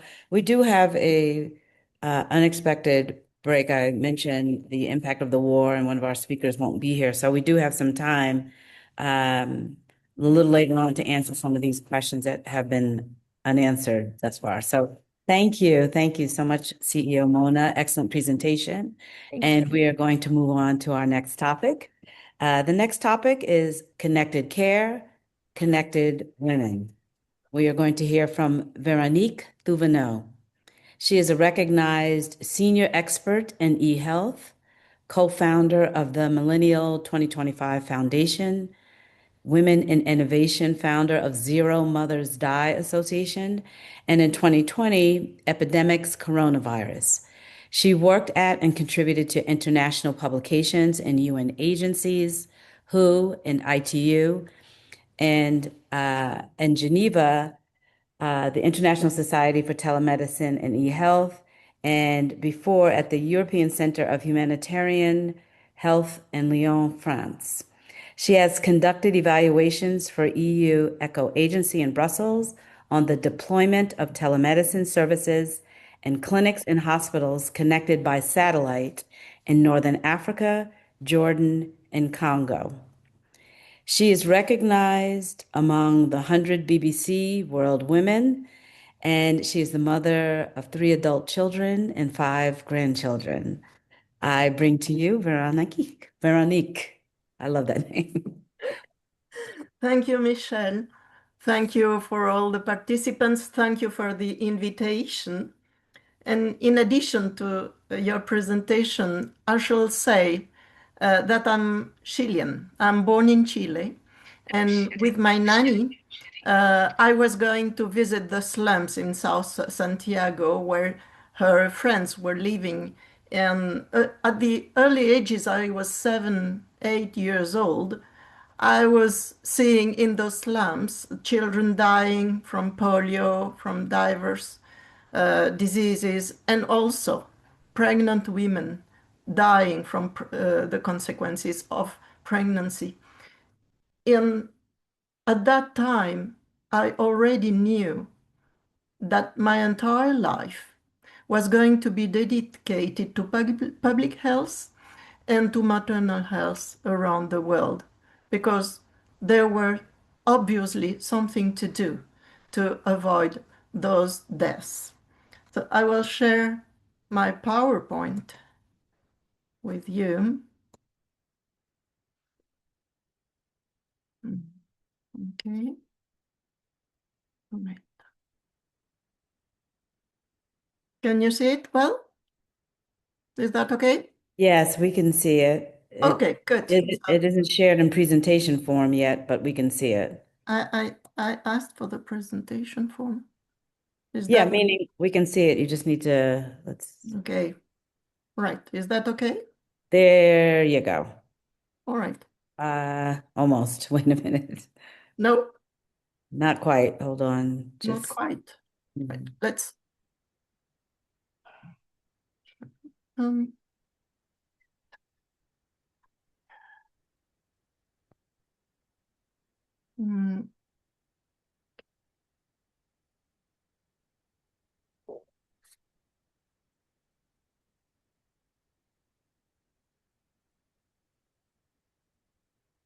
Is that better?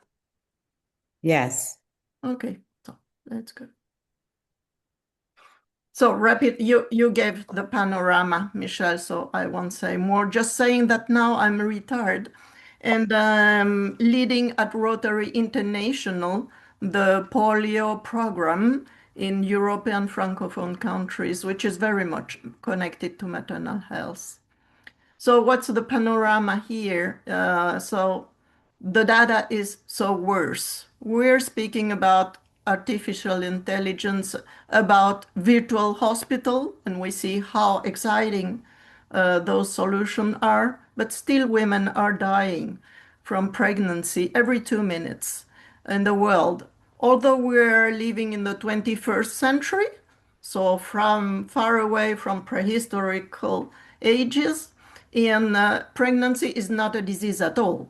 So there may be solutions, and we tried with Zero Mothers Die to bring into that huge panorama of digital health something that can help bring information, basic information to the women who most need it in those conflict, institutional, social fragility sectors.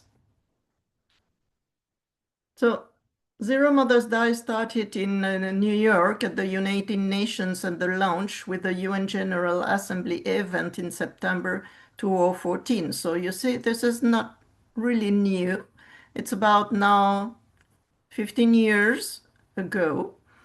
And that's how it started, with a team of universal doctors, with Janine here, Kumba Toure from Mali, Jody Serrano Pons in Barcelona, and our students who helped code the app.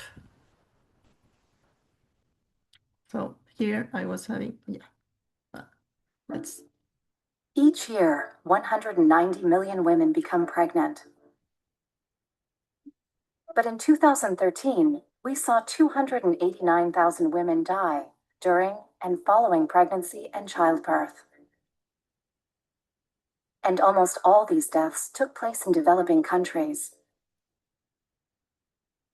These women are dying during pregnancy and childbirth because of complications like severe bleeding and those created by HIV/AIDS. But most importantly, the majority of these deaths could have been prevented thanks to well-known healthcare solutions and information on preventing complications. At the same time, we're witnessing an incredible spread of technology around the world. There are almost 7 billion mobile subscriptions covering 96% of the world's population today.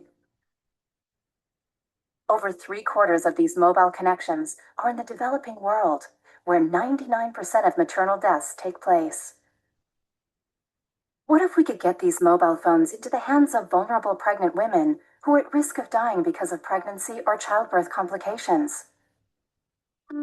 This is what Zero Mothers Die aims to do, through a global initiative to save the lives of pregnant women and their newborns using mobile technologies. By bringing mobile connections and phones to vulnerable pregnant women, we want to increase their access to important pregnancy, maternal, and child health information that could prevent complications and help them avoid the causes of maternal mortality. We will do this through sending text and voice messages to pregnant women and provide them with airtime so they can call local health workers and increase their access to care, especially during emergencies. But that's not all. We will also support the capacity building of local health workers using digital tools and content to increase their knowledge and facilitate the care of pregnant women in their communities. To make all this happen, Zero Mothers Die uses an innovative partnership approach that brings together public and private sector partners to provide the main elements for a sustainable project. We use this approach to build national programs at scale in different countries in partnership with the government, and to support ongoing projects to leverage the use of mobile technologies for maternal and child health. So join us in our effort to achieve Zero Mothers Die. Help fund Zero Mothers Die or contribute to our initiative as a partner. Through Zero Mothers Die, We want to give hope and support to women around the world to have healthy pregnancies and give birth to healthy newborns.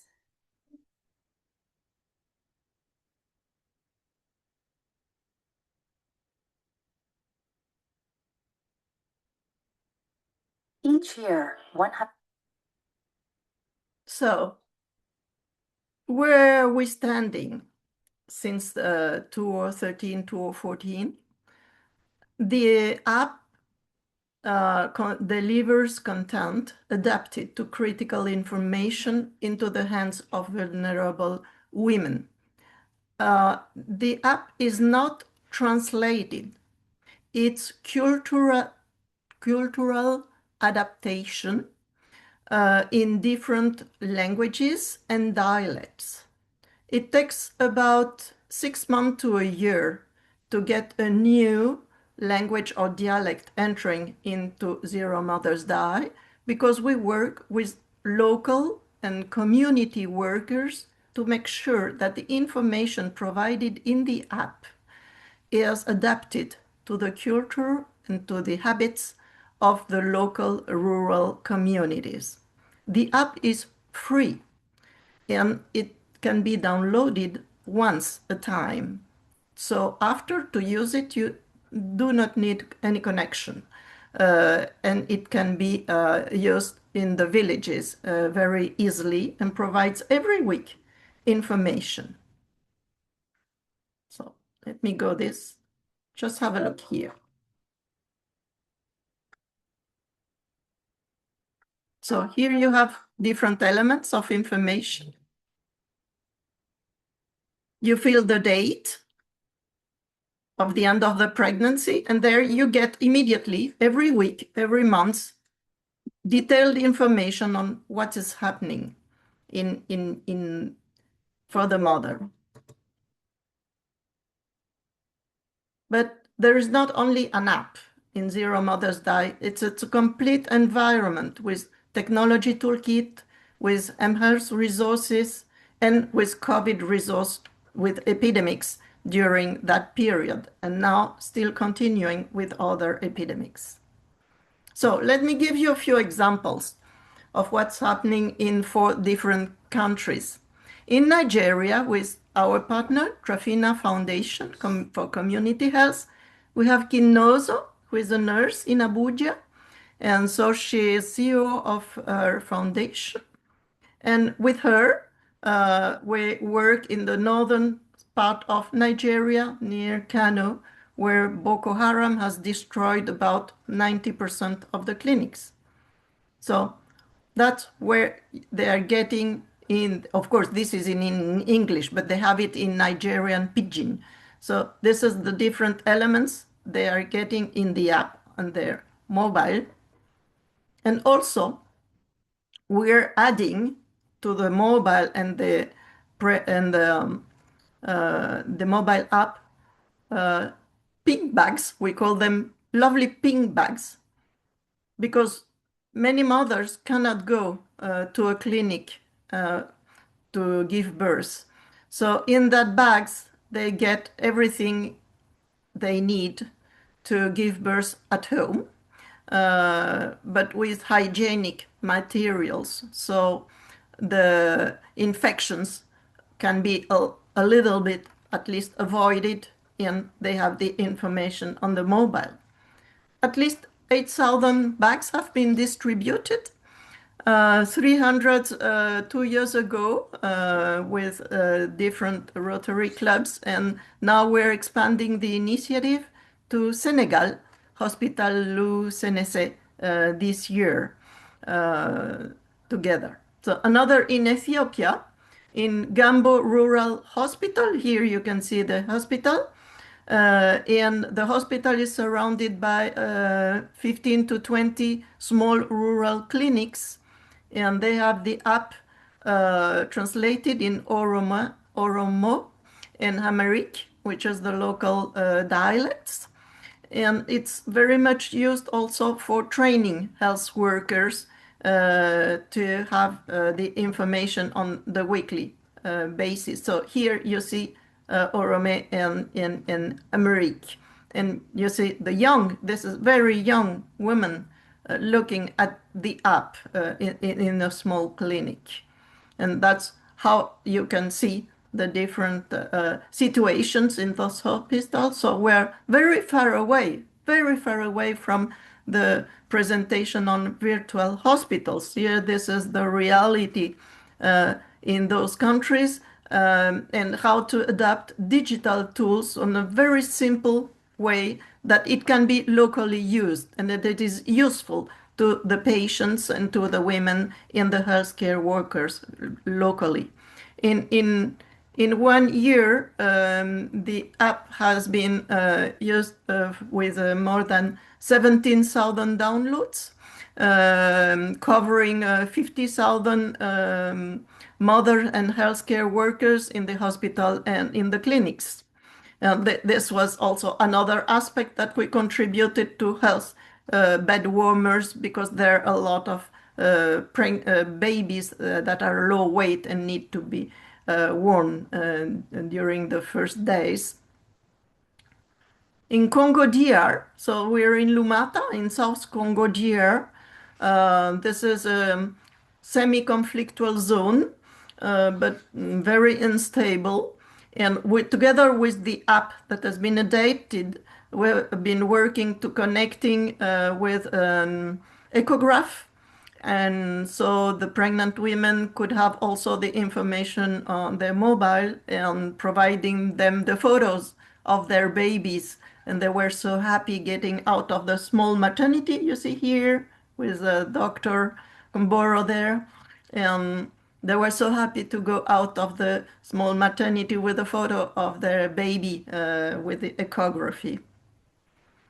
In Brazil, so Angelica, who is giving another presentation later, will tell you a little more, but the app has been translated in Brazilian, Portuguese Brazilian, and it conducted some pilot studies in the slums in Rio de Janeiro and also in Manaus. There you can see very young girls using it also. And our really great team of researchers, Afriocruz, that published a great study with preliminary results. Unfortunately, cuts off funding for public health in Brazil. We had to stop for the moment that study, but hopefully it can continue in the next years, possibly with also Portugal. So there are some spotlights at 72 Dragons Health, which is a video company in Hong Kong, and you can see the interviews of different Zero Mothers Die in Ethiopia, Brazil, Nigeria, for having more information. So it was this 100 women. It was an incredible story. I still cannot believe it, but it existed, and it was really incredible to be able to speak at the BBC for Zero Mothers Die. So the perspectives through 2030 is to make it what we did really, it's just done, and to have a web format, because training and education of healthcare workers in those rural communities is really important in their own dialect, also to communicate better with the women. So this is done in French. We have it on a web format, which is much easier for trainings with not a computer but a television, which works well in those countries.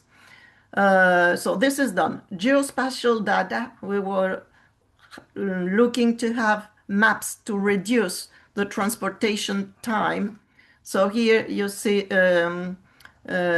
Cambodia, I think it's Cambodia, we have a lot of maps, and the red zones means that the transportation time is more than 5 hours, which is really critical. So it's important to know where the problems are. And finally, we didn't get the funds at the moment, so we couldn't really do it. And continuing monitoring and studies with Universal Doctor and UHDA, still looking for funds to do that. that studies, which is really important. Results by impact by 23. Well, our aim and ambitions is to go to zero and to get zero mothers die really done. But still we're in 2026 and there is a lot of way to go. So we continue to work to reduce drastically maternal health, maternal mortality, because it is just unacceptable today because there are women dying and we cannot pursue like that. There is no case. There are solutions. We have to apply the solutions and say, get to zero. That's all. A few photos. These are ladies in Mongolia. We have the app is also adapted to Mongolia, so they are in rural areas in Mongolia and using the app and these different photos here in Manaus, as you see. So we have a partnership, but we're always looking for more partners to get more funds, to advance the story, and to get the results we want. Zero mothers die. Thank you.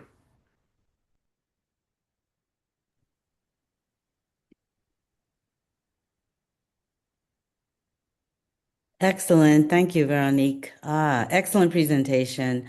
I'm sure there are some questions about this impactful work. Yes, there are. Excuse me. Yes. Yeah, thank you so much, Dr. Veronique. It's a very excellent presentation, and you highlighted to an important worldwide problem. I just want to suggest, Dr. Michele and Dr. Veronique, that we can explore how can we make a global collaboration to activate the virtual care networks to allow the expertise and wherever they are to be more closer to the woman and to support them. This will be very helpful to reduce the maternal mortality. And that's it. Thank you. Thank you very much, Mona. And I was talking to Veronique that I have a doctorate student in Brazil. Many municipalities are doing apps to combat maternal mortality. Many apps in Brazil. And we have one that has this to combat global mortality. We have to invest in a global network. Yes, definitively. There are many apps, and Patty, Mechael know many of them. Michelle as well. You, Lady Murugara, who is here with us from Peru. Also, we have a lot of our friends since more than 12 years working with us that are here today at least. And we see how important it is to be connected and to be all together, as Mona was saying. The solutions are there. They are multiple, but they are small, fragmented, and limited. Don't do the same. Do a systematic review. Always, yes. See Always the the threats. Yeah. So the fragmentation, the limitation makes that women still are dying. And this is not acceptable in our world. In the 21st century. Okay. Yeah. So let's put all the elements together, and instead of being competing to get more funds, let's put all the efforts together, as Mona was saying, because this will be much more easier to reach our ambitious result. Zero mothers die. Absolutely. I think to your point, the collaboration is key, right? The aligning the partnerships with public and private resources that are needed so that we are transitioning from a time where We see silos, right? Just global silos of digital health transformation. So the key is what we are doing now is collaborating and figuring out how to create this integrated digital transformation of healthcare so that we are achieving exactly what you've mentioned, Veronique. That's zero mothers die. And we can do it. We can do it. We have the resources, we have the will. It's just about us connecting and collaborating and being consistent so that we are achieving our goals. And I do believe they're achievable because when women work together, things happen for Things happen. community. Okay? Yes, Yes, yeah. Absolutely. definitively. Yes, Yes. absolutely. Do we have any other comments? If not, we are going to transition to our next topic. And let me just see. I want to make sure if we do. Okay, I think we're good. And our next topic.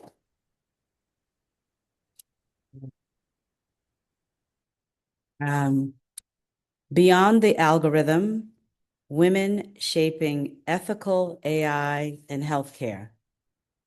Now, this is a hot topic, I would say. And it will be presented by Professor Naveen Makram Labib. She is a globally recognized authority in artificial intelligence and digital transformation, specializing in the governance of emerging health technologies. She currently serves as chair of the AI Governance and Digital Health Working Group for the ISfTEH in Switzerland, where she leads international efforts to standardize ethical AI integration in global healthcare. In Egypt, Professor Labib is the chair of the Computer and Information Systems Department at the Sadat Academy for Management Sciences. With over 2 decades of academic and strategic leadership, she has successfully bridged the gap between technical innovation and societal development. As an esteemed international speaker, in 2025, Professor Labib was honored as the Woman of the Year for AI Leadership by the International Royal Club of the United Nations. She remains dedicated to leveraging digital transitions to advance gender equality and global health equity. I present to you Professor Naveen.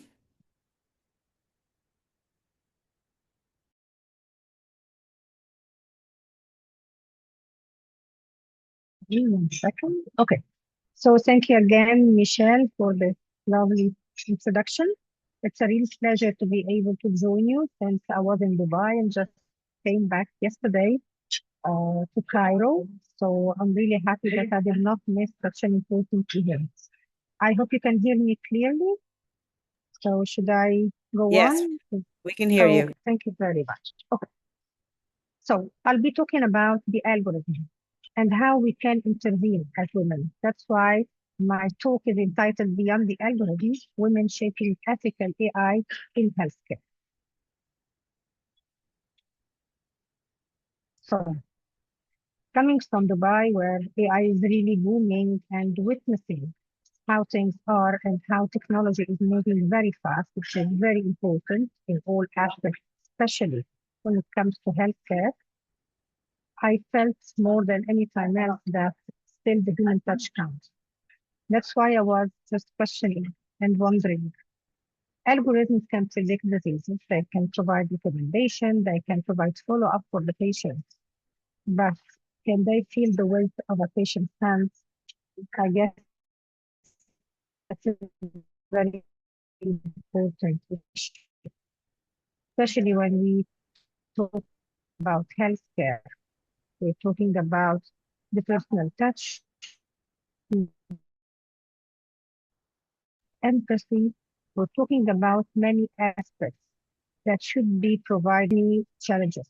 Since we always face technical challenges, but what about the other challenges?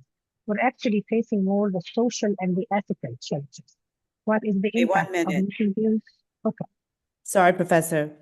You're breaking up just a tad bit, and I'm wondering, your audio is a bit muffled. Is there, Is it and are better you, now? I'm sitting in a place where it should be the best. So, Okay. is it Okay. better right now, Michelle? Yes. Yes. It's a little better. Yes. And there we go. We can see your slide. Okay. So now is it okay? Okay. Yes, we I can have see to the slide. If restart you the want whole to, thing. yeah, if you Okay, want, yes, great. there. Perfect. Perfect. Okay, thank God. Okay, so I was talking about the algorithm and the power of the algorithms now that AI is booming. And I was talking about my experience in Dubai, witnessing that algorithms and AI can predict many things that are really important when it comes to decision making. However, we still need the personal and the human touch. That's very important. And I gave an example that, for example, with algorithm, we can predict disease, we can have early detection for cancer, we can recommend treatment, we can provide many very important healthcare services. But what about the human touch? Can these algorithms feel the weight of a patient's hand? I doubt it very much. So whenever it comes to developing AI in healthcare, we usually face technical challenges. But what we discovered is that it's not about technical challenges. It's more about the social and the ethical ones. Because AI in healthcare has many social between the patient and his or her doctor. That's very important. That's why we need to involve women, because women are actually the architects of trust. They can bridge the gap between all the hard data and the multi-data and the problematic data in this field, and they can still provide human-centric care. That's very important for us whenever we talk about healthcare. As we all know that we're talking about the SDGs, and one of the most important SDG, in my opinion, is to be able to provide good health and well-being for all. It needs to be inclusive. But if this is the case, let's explore it. We actually have kind of a visibility gap. In AI, we rely on two aspects or two pillars, the data and the algorithm. And the problem is whenever our data is biased, then the algorithm is being trained with biased data, leading to biased results that will lead to biased decisions. That's the problem. So if we talk about the AI models, they're usually trained using only those data sets. What about the South? What about some regions? The data should be comprehensive. It should be including all the regions so as to be really inclusive and to be able to rely on it whenever we train the algorithm. Another main challenge is the black box. As we all know that nowadays, we feed the systems, our AI systems, with data, and then we come up with some results, some patterns that are discovered, some predictions, and so on. But the problem is we cannot know the reason why. These systems cannot provide any explanation or justification why they reached a certain decision. And another problem arises here. How can we trust and how can we rely on systems that are not being able to explain how they reached a certain decision? That's why nowadays we're talking about the XAI, the explainable AI, and it's crucial to develop such systems. We need to add this aspect to all of the systems, especially in healthcare. So here we're talking about the risk. AI doesn't just automate, it amplifies. If we don't rely on this, then we will be facing the digital homogenization, where regional cultures will be lost. So what about the solution? We can rely on a model that is composed of three pillars. The first pillar is when we talk about the unified family data sheet. So instead of using AI as an intrusive tool, it can be acting as a concierge. Why? Because we as women, we often manage the health of the three generations. Our kids, our spouse, and our aging parents. So why don't we try to develop systems whose interfaces can empower this role? We need to think in a different way. We need to have a different mindset. Whenever we're tackling AI for healthcare, we need to take into consideration that women are doing this role most of the times.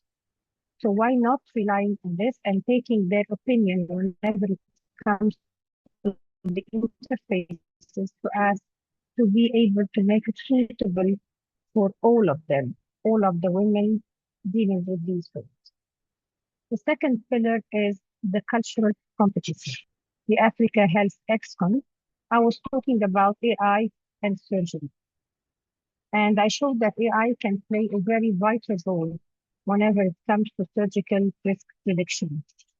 But we discovered that we still need to add many other parameters, such as nutrition, such as the regional lifestyle, such as the different social support systems. So again, whenever it comes to algorithms and defining these algorithms, we need to include more women. And we need these women to make the role of the auditing. How can we audit these algorithms to ask to ensure that the systems will provide fair outcomes, inclusive outcomes? We need to ensure fairness for all of the underserved population. The third pillar is the social AI audit.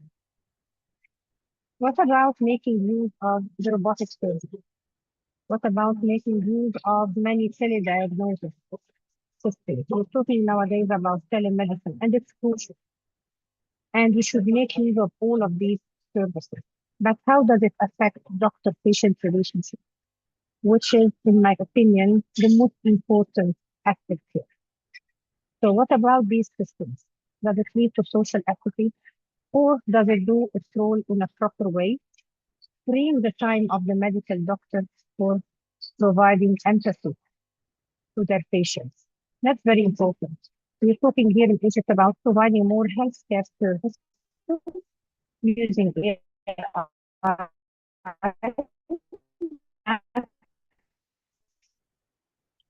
Our medical doctor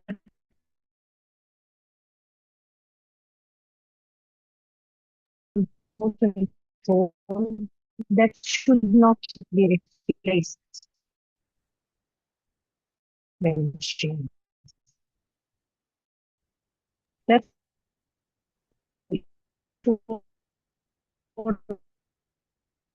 We're losing your audio again. It's choppy, Professor. group is very important. Still the judgment at to and that's change. Anyway, I hope you should hear me.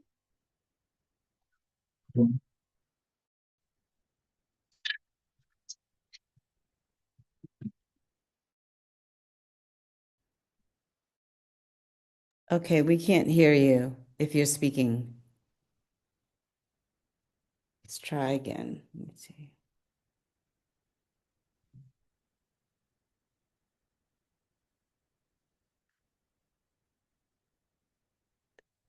Okay, try again.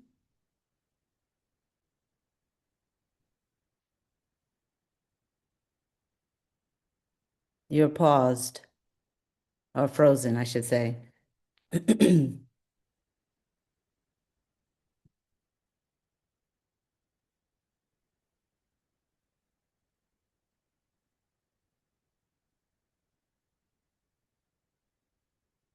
presentation?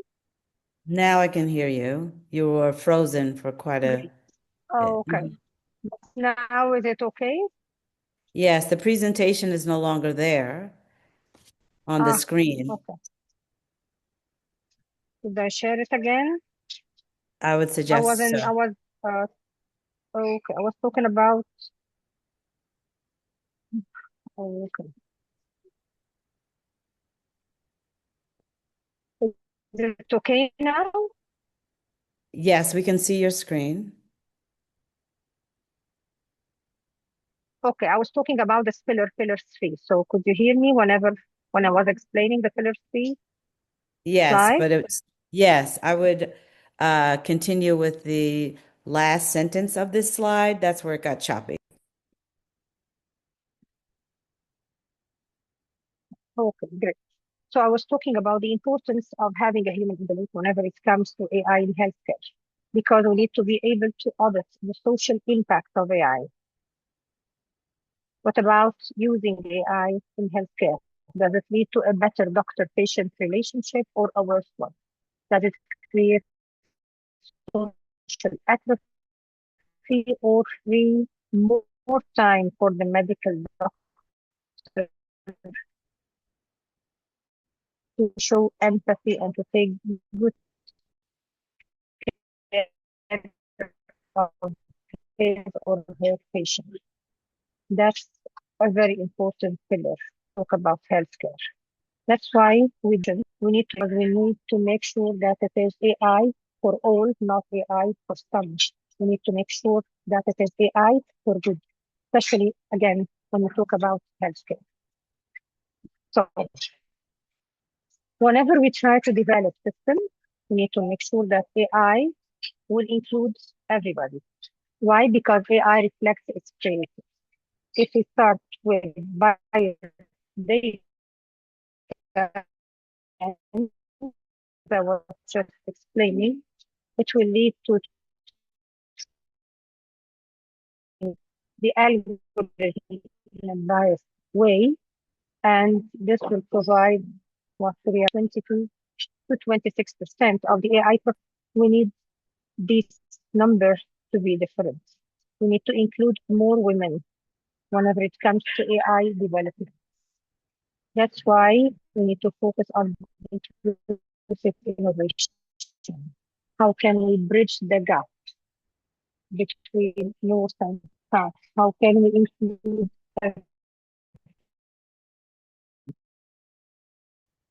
why? Because if we do so, we will ensure that the systems provide accurate and fair outcomes, which is again our main role. And here comes the importance of the women's leader, that we as women, we have many types of intelligence. So we can include intelligence and human-centered.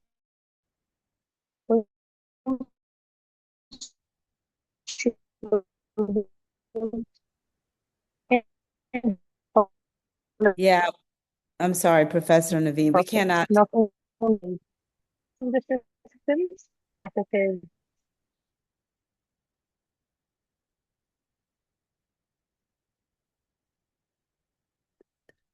Okay, I think we've lost the connection completely. I will wait for her to return. There she is. And I suggest because of the connection, we can share the slides. Can you hear me? You're muted.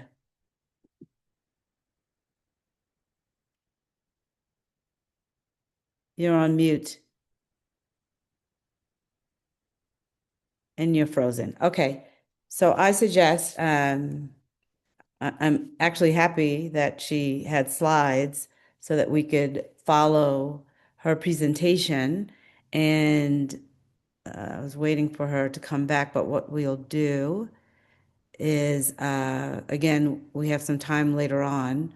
And if there are questions regarding her presentation, hopefully if the connection is better, we can get those questions answered. I do see one in the chat for her.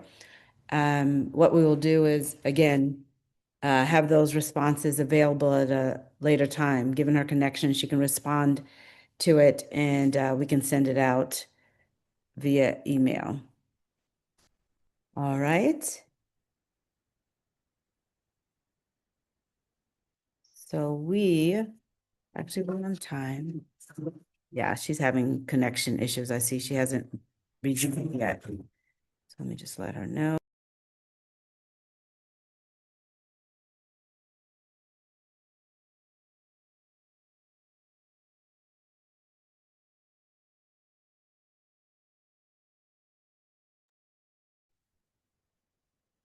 Okay, we are going to move on to our next presentation. And the topic is Women Innovators Connecting Global Health. And our speaker for this particular session is Svetlana Ifamova. She is a media, events, and marketing professional with over 25 years of experience working on international projects, including forums, conferences, festivals, and exhibitions. She has led and supported high-impact initiatives across the MENA and Africa regions with a strong focus on digital health and telehealth, connecting key stakeholders across public and private sectors. Svetlana has successfully launched platforms such as MENA Telehealth and Telehealth Africa, and is currently working on Telehealth Connect, a global initiative aimed at linking continents and supporting countries in building platforms for knowledge exchange and virtual care. She is also a board member of ZMOM, an NGO dedicated to workforce development and digital health. I give you Svetlana. Hi, Dr. Michele. Hi, everyone. Well, what can I say? I don't have any more surprises. So two beautiful ladies are joining me today, supposed to be surprised. They joined earlier than introduced.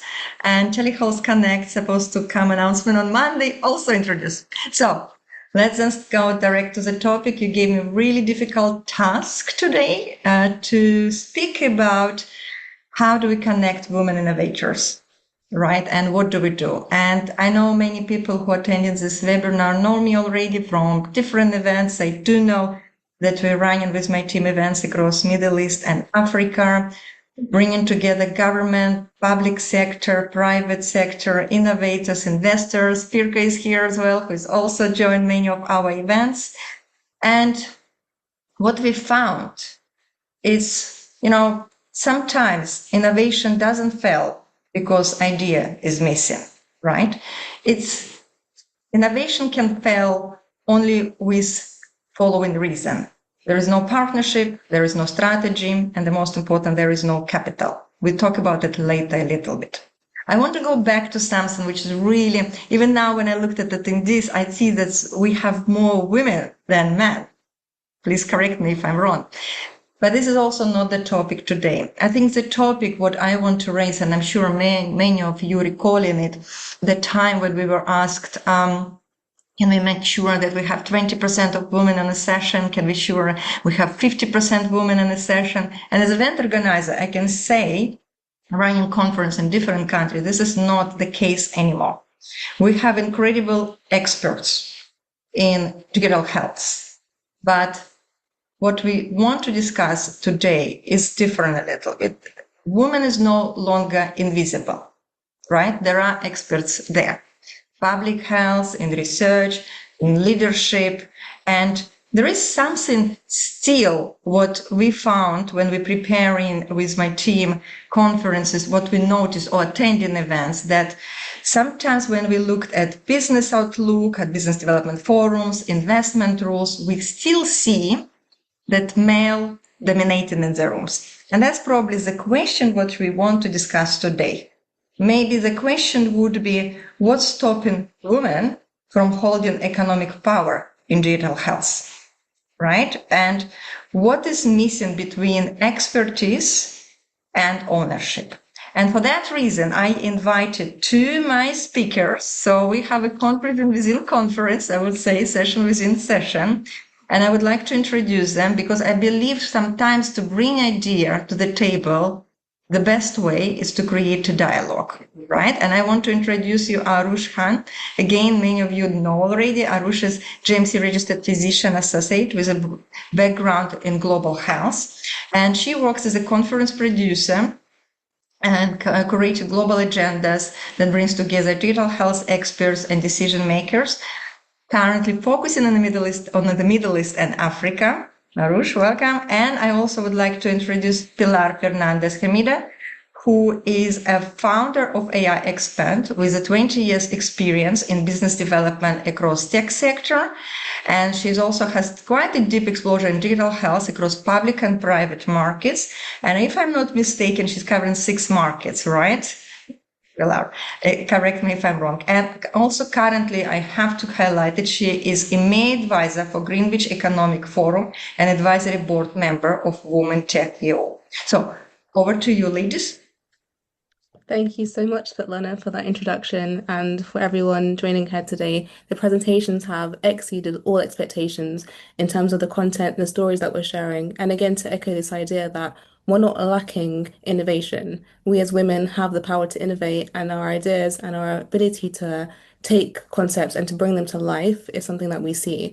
And so from my experience, when I kind of create programs, etc., I'd say about 5 years ago, or maybe even longer than that, there was that push for representation. We're now kind of going past that, right? We're now thinking about it's not that we lack people, but what are the gaps that are missing? So I'm very happy to have Pilla here with me today, to kind of explore what are those gaps and to discuss where do we need to kind of push harder, because representation alone isn't enough, but understanding where we need to represent more is how we then move forward and discuss this conversation. So Pilla, my first question to you then is, in digital health specifically, what stands out to you about women and where are we still being underrepresented?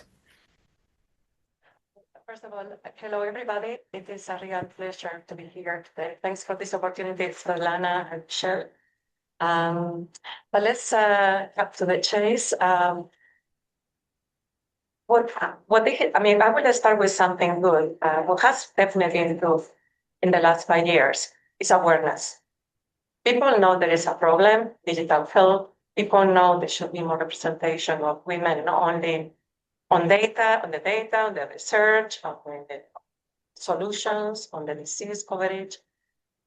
Positives is that things that used to be conditions that used to be stigmatized, like menopause, for example, come forward. It's no longer something that we cannot mention in conferences. So this is good. So awareness is there.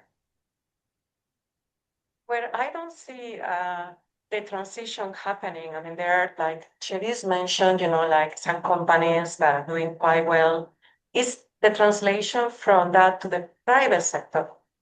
And it is critical because it is very important to have women going to private sector to decide what gets research, what gets launched, what gets funded.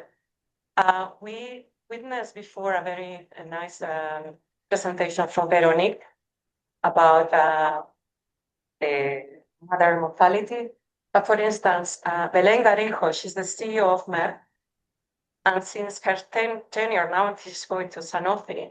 They launched this initiative that she was very passionate about, called Merck for Mothers, and they invested 650 million to improve the lives of 30 million women worldwide. So it is very important that public sector and private sector work together. So that, and then I've been thinking about this a lot. I mean, I have moved now to this sector of the funding a bit more lately, because it's essential that those who hand out the checks are also women or people who understand women's health and digital health. Otherwise, not much is going to change, because I can give you an example. I was just looking for some figures. Even though VC female funded has been decreasing since 2024, whereas the male obviously has been increasing dramatically from 11 million, to 9 million. So yes, we get more companies. The message could be that yes, there are more unicorns, there are 3 unicorns of women, but if we compare it against what gets funded elsewhere, it's still not there. So we need to change. I mean, there is only 8% of women in the VC world that have decision-making power to fund that checks. So we need to increase that. And this is, I know nobody wants to bring the elephant in the room, which is business, women and business. It's still a dirty word. When you say you care about the business, you want to make money, it's still very perceived in a very bad way in our community. So it's a mindset change. And if you don't believe these statistics, I challenge you, since we're talking about events, Just go to any event of vendors of pharma and see how many women leaders you see there. Sorry, that's my statement. Exactly there, Pillar. Thank you so much. And agreed, from our experience, what we've seen is that when it comes to system level thinking, when it comes to policy frameworks, it's very easy to find women speakers and those who are passionate about representing and joining those panel discussions. But when it comes to innovation forums and places where business development is being discussed, there appears to be maybe even a skills gap in terms of how many women are sat there and representing. And also when we think about investment specifically, most of the investors, especially within the UAE, tend to be male, right? And so the decision-making authority still kind of lands with them. And I think a major push needs to be given then towards highlighting women in these spaces and providing them the opportunities to also join the conversations, not because they want a seat on the table, but because we need to redesign the table altogether, and to have them have the autonomy and the agency to make decisions from the onset. Because healthcare, like you guys mentioned previously, presenters suggested that like majority of it is female dominated, right? We have clinicians, that's great. But when we look at representation, where do we need to go further? And so I guess my second question then is, how do we close this gap? What practical shifts are needed within the digital health landscape, within the spaces that we're creating? How do we help mobilize women and give them the opportunities to bridge this gap? Well, awareness is one step, but no overall awareness, specific awareness that women can launch entrepreneurial businesses and can be leading businesses. Somehow, I've been 20 plus years working, let's say, on private sector and technology and started of 6 continents, all these things. I don't see the numbers improving. I do pay attention, and that's a bit worrying. And then when you move from industry, say private industry, and when you go into the funding world, you see even more the picture is big. So my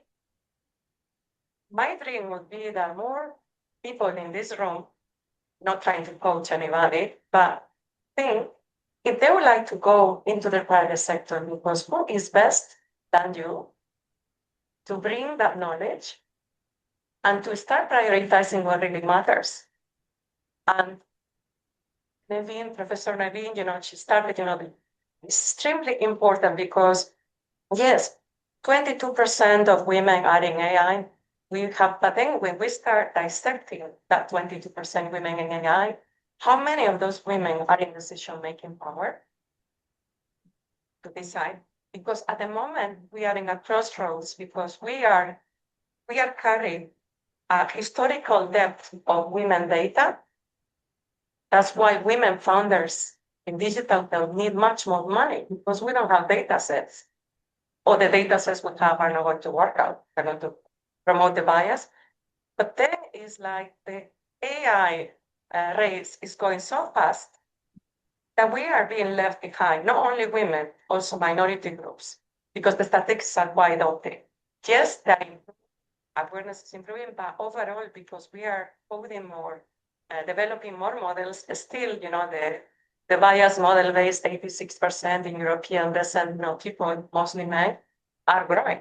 It's growing overall. So we need to actually bring more women into private sector, meaning not only industry, like pharma, medtech, and tech, but also technology, and definitely funding as well. And we're very good at managing money, so I'm sure we're very good at building very nice portfolios. Definitely, for sure. I think there's a few pillars towards doing this then, right? There's firstly that women need to understand capital, and within different contexts and different markets across the globe, there's an interesting concept of financial literacy, and how do we cultivate that in the way that we give, STEM education towards women, but are we giving them financial literacy skills as well, and encouraging that there. And then I guess building partnerships strategically and globally and facilitating that knowledge exchange between people, and how do we bring people together, to strengthen kind of that business mindset as well. And I guess, yeah, owning part of the table as opposed to asking for a seat on it is how we need to move forward. And Thank you so much, Pilar, for both its insights. I want to say, no, and this is very, very nice bring. We wanted to make it also like a dialogue to allow for questions. I hope money entices and questions, but I would say like it's not so much about the table or being there. I mean, somebody, I think it was Patty who mentioned something like we are not taken seriously. I believe me, when you have a checkbook, you are taken seriously. Because you have agency. And I'm not saying that, but that's exactly the point. How can we get more women in the digital health community interested to move, like to the other side and bring their knowledge and their, focus on that. But thank you so much, Arush, for the questions. I hope we've been able to entice some Q&A. Otherwise, we're here, if you want to discuss business and how we can make the transition, the PTO, from digital to business, just talk to us. But also, I didn't want, to finish this this conversation without thanking Svetlana for this opportunity, but also because M1 events is one of these fora that actually is bridging that gap, bringing always a piece of the ecosystem that includes public, private, but also diverse ecosystem. Because I remember being in Saudi one event where we did an Africa panel. So all these narratives and this cross dissemination is extremely important because we women also need to know that there are other people doing excellent job elsewhere, business, public health, whatever. So thank you very much. Thank you, Arush. Thank you, Pilar. And Arush, I let you to do takeaways. We discussed it all together. We're running out of time, so over to you. And I want to thank you for this wonderful fire chat interview. And I know it was a little bit towards business outlook, but we wanted to focus on it as well, because as Pilar said, sometimes when I do conference, I see the importance to bring at one table all together because we need each other. And once when we discussed this topic with Pilar, she mentioned one phrase, which I want to highlight today, just 2 days actually before International Women's Day. Women understand women much better. And when we hear about Veronica initiative program, other speakers, it's always important to say, we understand you definitely much more and better than men. And we are need to be united and come together. Is it woman researcher or government or public health or business? It does not matter. We are there. We're here to support each other. And I think when I do conference, I make sure, and Arush knows it, to make sure that every single representative from different parts of the business or society is there. Because for me, it's not about only to connect innovators, it's enable innovators through the connections. Okay, Arush, I'll let you do takeaways because we need to move to the next session. Yeah, no worries. So we just thought we'd wrap it up and give you guys 4 takeaways and 4 thoughts that will continue the conversation offline as well. So the first one being the real power of women innovators is no longer in invention or innovation alone, it's in connection. The second point being representation alone doesn't change systems, economic influence does. And that's what we need to kind of understand more of the conversation and how we can mobilize within that space as well. And then innovation needs business capability to scale. So how do we support each other in business and management skills around that? And finally, the next frontier is ownership and agency, not just visibility, and keeping that as a conscious decision as we move in spaces and continue to progress. Thank you, guys. Thank you, everyone. Thank you, Dr. Michele. Thank you, Svetlana. That was excellent. I trusted you, okay? I said, I trust I know, you that she didn't. it'll be just fine. Thanks. Thanks And a lot.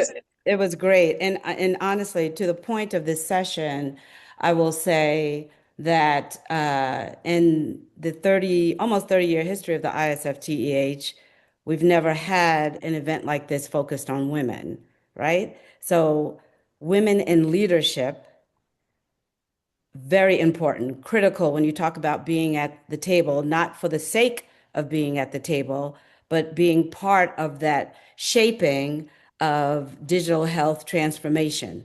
So I'm excited about this particular event because the ISfTEH, we have a number of women in leadership in working groups, and we are looking to collaborate and figure out how we move the needle, right? Just beyond what we are doing now. But it starts with this, okay? Connecting, uh, providing a forum so that we know who's out there, and then we move forward with hopefully putting our minds together to figure out, yes, how do we advance women in digital health globally? And that's a whole nother discussion. But again, thank you for the session. It was excellent. It was perfect. Perfect. Thank Do we you. have any? Thank you, everyone. Yeah. Do we have any questions? They say all good. Yes. Yes. And what I'll do, because of time, again, I see one. I will save that for the follow-up email that we're going to send to attendees. So, next speaker, we have our next topic, No Woman Left Offline, Building Digital Health Literacy for All.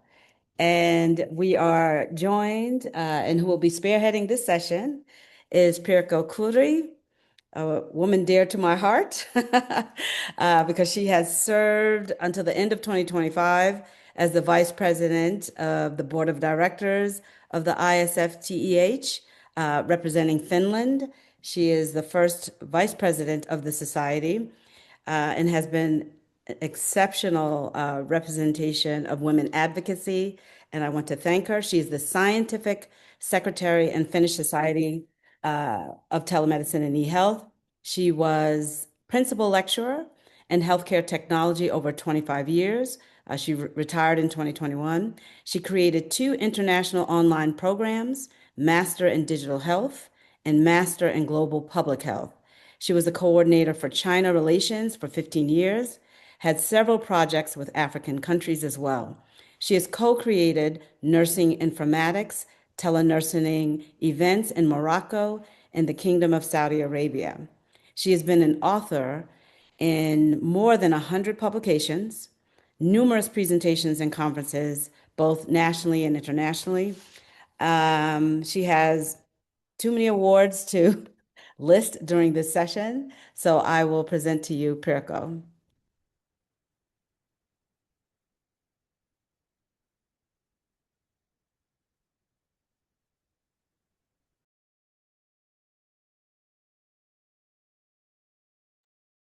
Okay, now.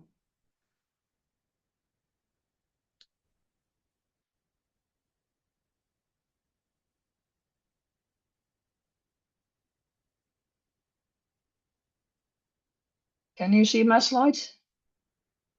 Can you see my Yes, yes, slides? Okay, yes. thank you. Yep, got Well, it.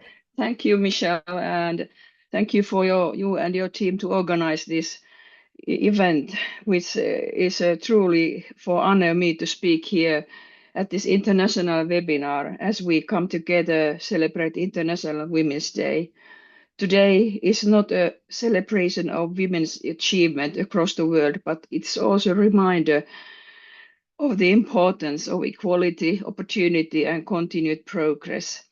And that this year's theme for the International Women's Day is Give to Gain. So I feel that at this moment I have gained a lot while listening to the excellent performances. So my presentation, shortly the content is I discuss something about the digital health and digital health literature and why women face challenges with digital literature and how to enhance digital health literature among women and a short summary. Here you can see digital health different dimensions and from cradle to old age. Digitalization is no longer just a part of our lives. It surrounds us from the moment we're born until the old age, I will say even the tomb. And it shapes how we grow, learn, work, and stay connected. In early childhood, technology is mostly in the hands of parents, as you know. They use digital health services, apps, and online support networks, and are usually connected with the school healthcare as well. Children are introduced to educational videos and simple games, beginning their journey in a digital world. As children grow, digital tools become part of the school and free time. Learning platforms, online games, and personal devices become everyday companions. And in adolescence, social media plays a central role. Young people build their identities, friendship, and communities online. The digital world becomes a space for self-expression and belonging. In adulthood, digitalization transforms working life, as we know, gives opportunities to new kind of jobs. Remote meetings, online banking, online health appointments, and digital public services make daily life more efficient. Technology helps us balance responsibilities, but can also increase stress and screen time. So the digital literature has 3 dimensions based on the European Union definitions. So the operational dimensions, skills and competencies that enable reading and writing in diverse digital media. That includes making meaning with and from diverse modes, such as spoken and written language, static and moving images, sound, screen design, for example. We have discussed something about the cultural dimension, developing a repertoire of digital literature practices in specific social and cultural contexts, such as constructing and maintaining effective social, educational, or professional relationships online. And there's a critical element, awareness that meaning-making resources are selective and operate as a means of social control. For example, one should know what Facebook is up to when it reminds you that your profile is not complete. And becoming critically literate with digital media therefore includes not simply participating competently in digital literature practices, but also developing the ability to transform them actively and creatively. So, sorry, I have a flu. So in short, digital health literature for women is about giving women a knowledge, skills, and access needed to use digital health resources effectively. So gender bias, health disparities can be reduced. Empowerment is important. It's always helping women feel confident and capable of managing their own health. And the menopause has been now one topic in my country. And over the past year, the Finnish parliament has frequently discussed the difficulty women have in getting help for gynecological problems from public health. The need to improve women's health and medical care has been included in the government program now. Menopause is a broader issue affecting working life and society, causing productivity losses up till 160 million euros in Finland each year.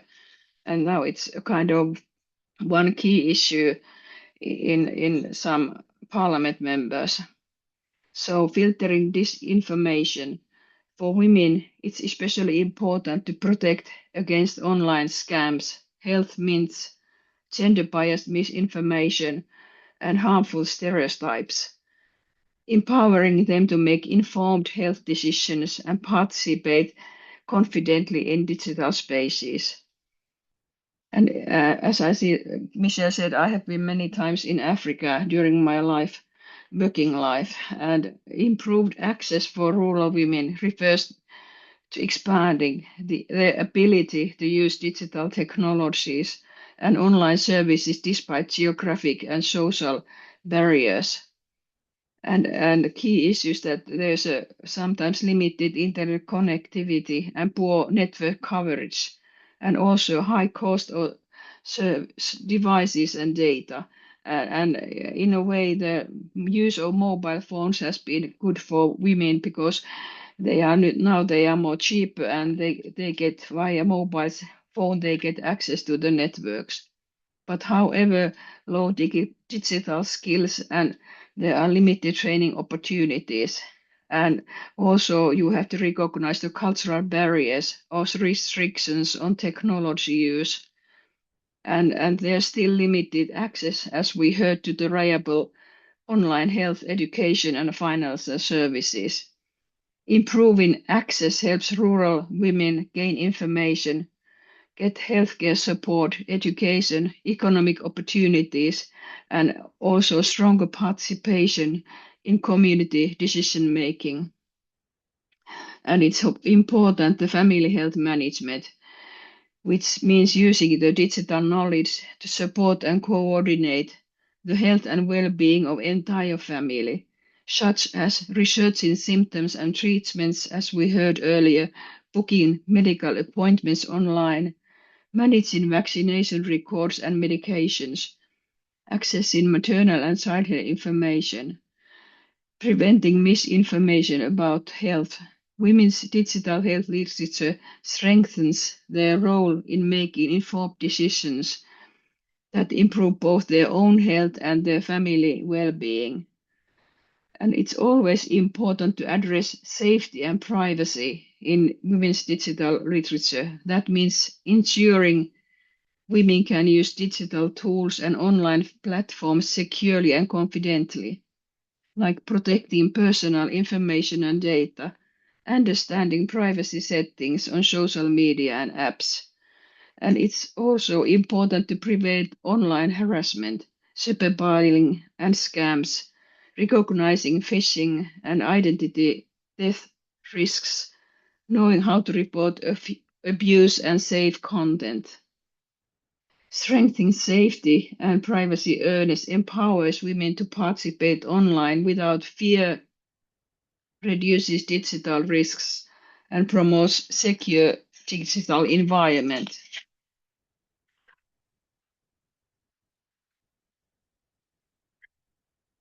As I said earlier, the access to today it has been written that it's easier now because the phones are cheaper and they have better availability to access online. And also the role models are needed so that women can encourage these other women that they can learn and use the tools, and that's really something that women must stick together and help each other. And also you must always, if it's possible, to have service in your own language and in your own cultural context, because then I think it's more effective. And you have to consider the way you share the health information to women, for example, like we heard in Veronica's case, zero mothers die. So how to enhance digital literature? As we are discussing, we must raise awareness of services. So many women don't use digital services because they don't know how about the existence and benefits. We were discussing about the WHO. Well, I think that it's quite often, in my opinion, it's in a quite administrative level. So there must be kind of go to the root and find how they say services in the everyday life of women. So how to proceed? So clear and easy to find services. Also targeted communication on topics such as maternal health, hormonal health, mental health, menopause issues, and also the role of communities and organization is very important, as we heard, for example, in Veronica's presentation. And you have to strengthen digital skills. So you need to have those basics skills, using applications, understanding information security, and ability to evaluate reliable sources. And for example, if there's a free digital training like Girls Who Code, so there are, I think, many others, but I just There's one example, and also paid training like those STEM programs, which still are, as we have heard, mainly only more male than female are taking those programs. And here we also must have easy to use applications with clear instructions so that the end user knows how to make the most of the application. And multilingual accessible user interfaces, they strengthen digital skills. And trust is important when it comes to health. Women use digital services more when they feel the information is safe and the service is reliable. So there must be information of transparent communication about data protection, clearly explained care pathways, and opportunity to talk to a professional just or chatbot service. In my country, we have a lot of services available, also chatbot services, but I think that the role of nurses and midwives, public health nurses has grown because they are usually the first persons who evaluate what is the need of the care. Tailoring services to women's need, as we heard in earlier presentations, they have their own specific need in certain diseases and women-specific diseases.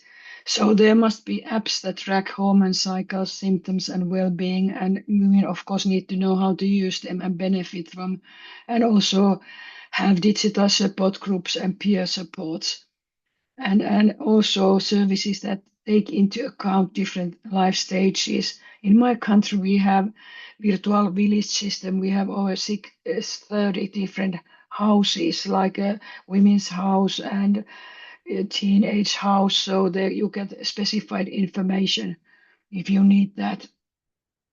So, and you must have better integration into everyday life. Digital healthcare works best when it blends into everyday life. So you get reminders about medications and tests. I have an iWatch and it always tells me if I'm not moving enough or if I don't sleep enough or something like that. So and there are easy access to your own health information. In my country, we have national archiving system and it's easy access to our own health information. But I know that it's not the same globally. But in my country, we have a lot of possibilities to get information or to get connected via internet systems or apps. And also we have recognized remote appointments that save time and travel. And the role of communities is important. So leveraging communities and peer support. Women use already social media and community platforms a lot for the health topics. This could be utilized more safely and effectively. As we discussed earlier, the trusted, moderated communities, professional participation in discussions. As Michelle said, that she's got a lot of patients with Mr. Google. So you are a professional, so you can help your patients. And clear instructions on how to distinguish reliable information from false. So they are just kind of elements that you can enhance digital literature. And in summary, sorry, so we need to have digital gender gap requires multifaceted efforts, enhancing access to technology as we discussed, challenging stereotypes, women have different needs than maybe male, amplifying female role models in tech, adjusting learning to women's schedules, ensuring online safety, closing educational and skills gap, overcoming economic hurdles, advocating for supportive policies, ensuring content relevance and networking opportunities. So there's a list and many other issues we have to consider to address the digital gender gap. And together, I believe we can empower women globally in the digital age. Thank you for listening me.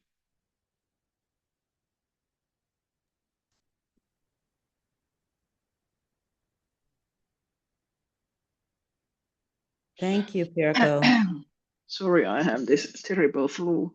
Yes, I was going to say thank you for presenting even in the midst of the flu.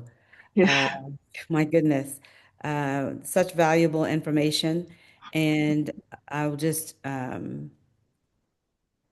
make a few comments. Well, actually, just read a couple comments in the chat. I know I can hear your voice slowly diminishing, and I don't want to tax the hoarseness, okay? It says, Pirko, I'm Thank you. sending you lots of positive energy and a big hug. Get well soon, okay? All right. Thank you. Yeah, great, wonderful. Thank you. I'm feeling really re-energized and inspired by the discussions. Okay. Are there any other questions? Are you still sharing your screen? I just want No, to, no, you're not? no, Okay, no. because I still see your screen. Really? Yes, there you go. There you go. It's Okay, okay. okay, Yes. sorry. Right. No Sorry. worries. No worries at all. Are there any questions? Do any of the panelists have questions, speakers? Because I've combed the chat and the plan is our next speaker was one of those who was impacted by the current world events. And so, and at last minute could not participate. So we are going to take a break, which I think it's a good time to take a break anyway. And we will come back at the, and how many minutes, where are we? Let me just see.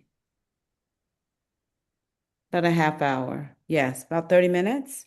Yes, but Michelle, I want to thank you so much for your help and support during my vice presidency, and we'll see you in London. Yes, Bye. yes. I will also leave now. Yes, Thank you. yes. Please feel better. Thank you. Thank you. Bye-bye. Bye-bye. So we have that option, or we can, if our next speaker is available, we can actually, rather than take a break, we can just proceed with our next speaker. Natalie, how are you feeling about that? I know I want to Hi, respect the Michelle. time.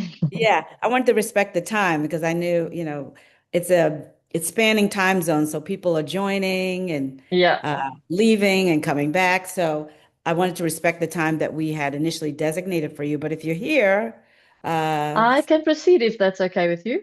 yeah, I'm it's absolutely fine. So hold All one right. second. Perfect. We're flexible here. All right. So our next session will be shaping the rule book, Women Driving Global Digital Health Governance, Practical Lessons from African Countries. And presenting is Natalie Stein.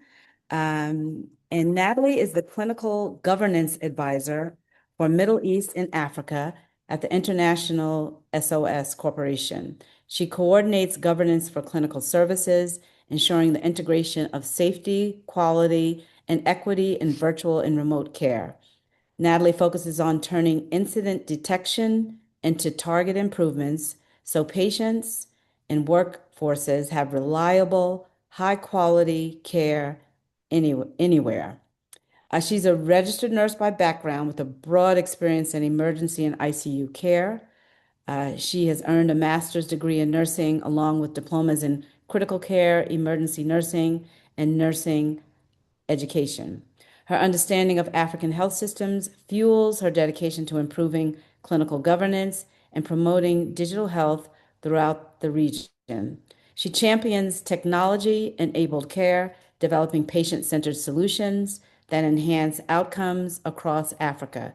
Based in Johannesburg, South Africa, she leverages her clinical, operational, and strategic skills to advance healthcare in the region. Natalie? Thank you so much, Michelle. Let me just share my screen. Just let me know if you can see.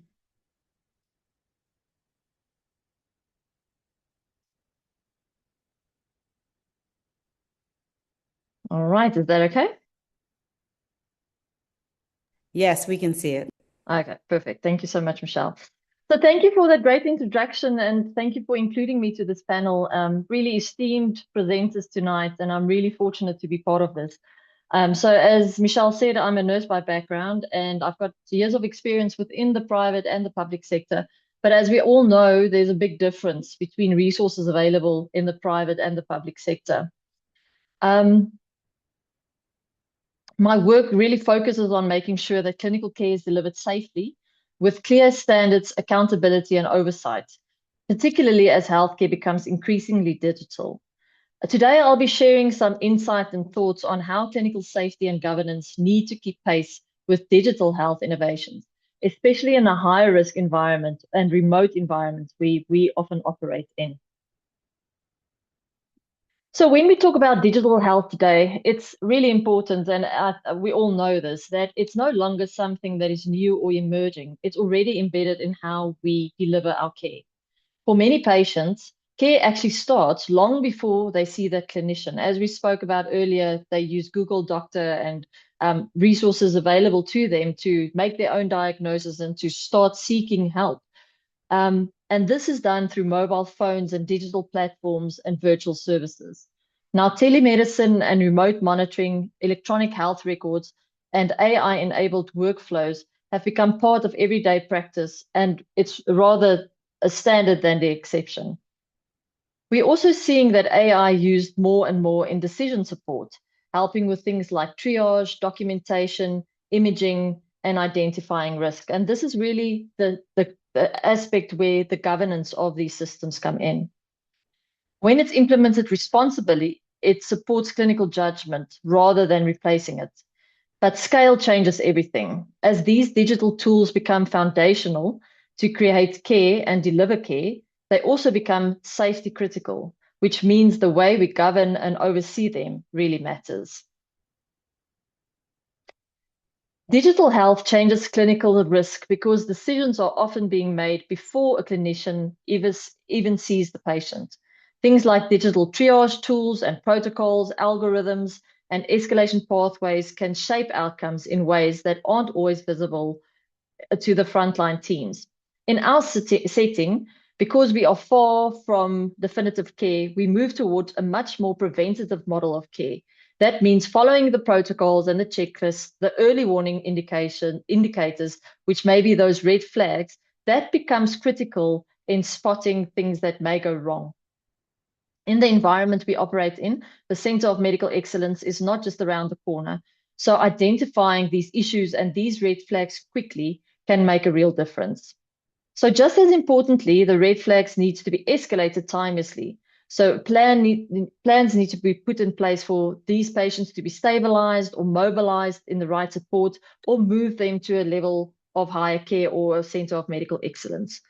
When these digital tools are deployed at scale, even small design gaps can quickly turn into large-scale risks. That's why transparency and oversight and strong governance are so important, because the patients need to trust and depend on these digital tools and the safety of it, the accountability, so it needs to be well governed. When we talk about clinical risk in digital health, all of this already raises important governance questions. But these risks don't exist in a vacuum. They are amplified by the environments that we work in. And that's where the context really matters. When care is being delivered in remote settings, the margin of error is really much smaller.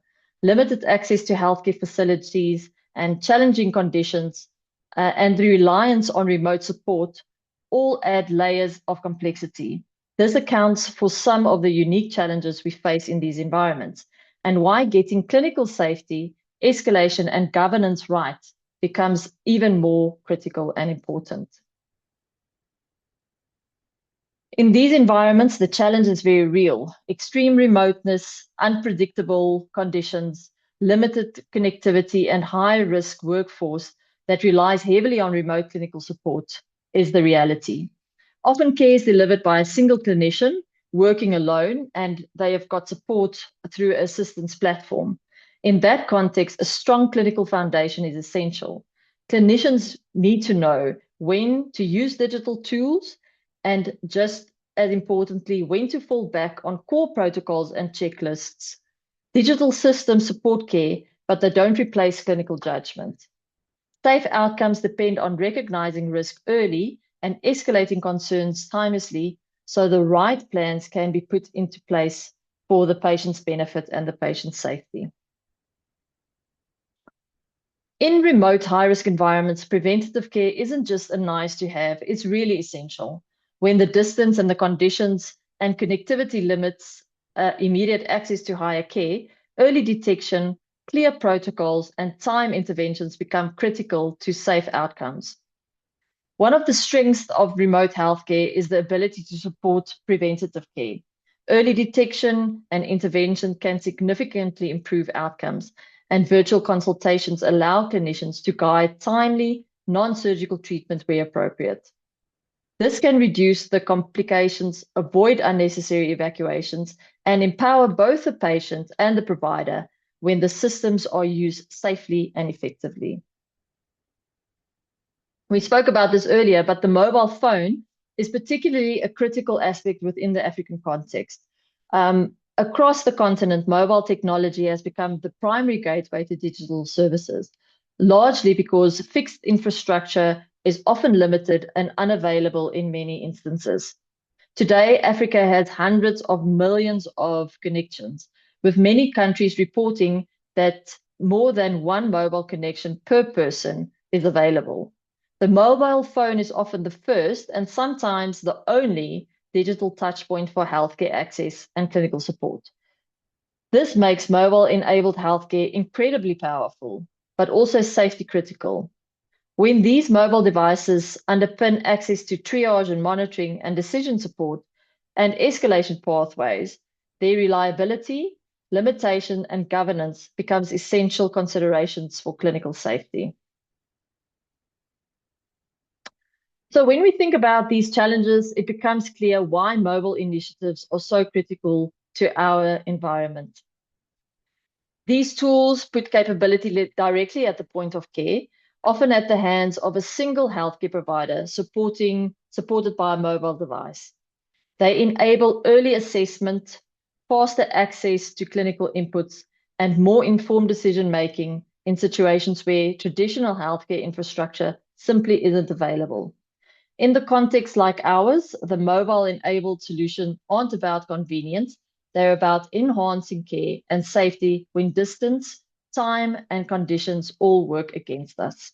It's important to note that these tools must be as simple as possible to use and to interface with, so that a population that may not be used to technological advancements are able to use them. Mobile-enabled tools can significantly enhance care at the point of need, especially in remote and high-risk environments, but they don't operate in isolation. As these digital solutions become embedded in clinical decision-making, how they govern becomes just as important as what they're designed to do. Without a clear governance structure, risk emerges. So the over-reliance on digital outputs, unclear escalations on when systems fail, and uncertain accountability across clinical or IT support or operational teams is really essential. Ultimately, when risk is identified, there must be an absolute clarity on who acts, how escalation happens, and who owns the decision.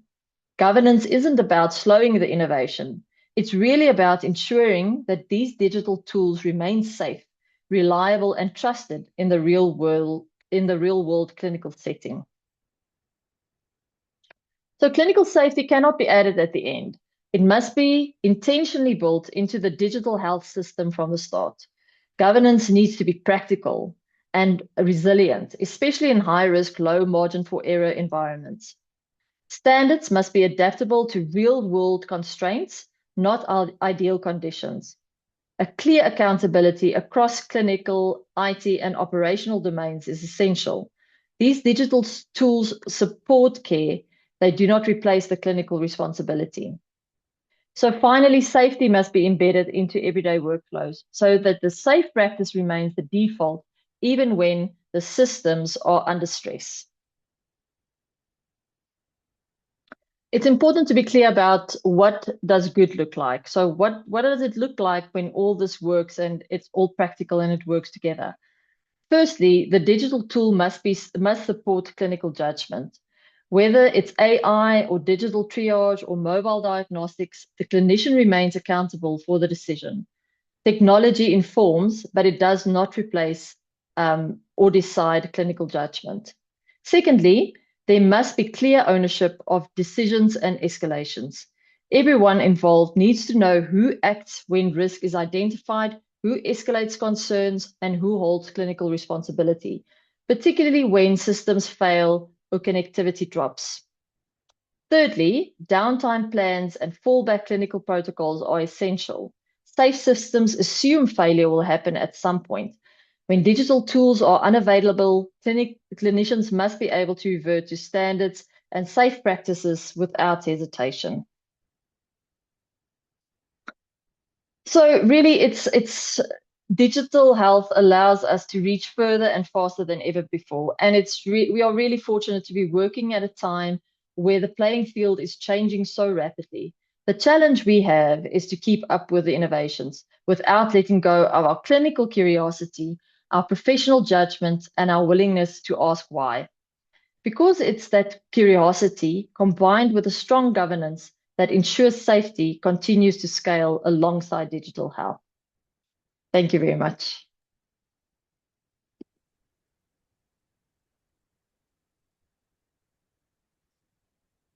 Thank you.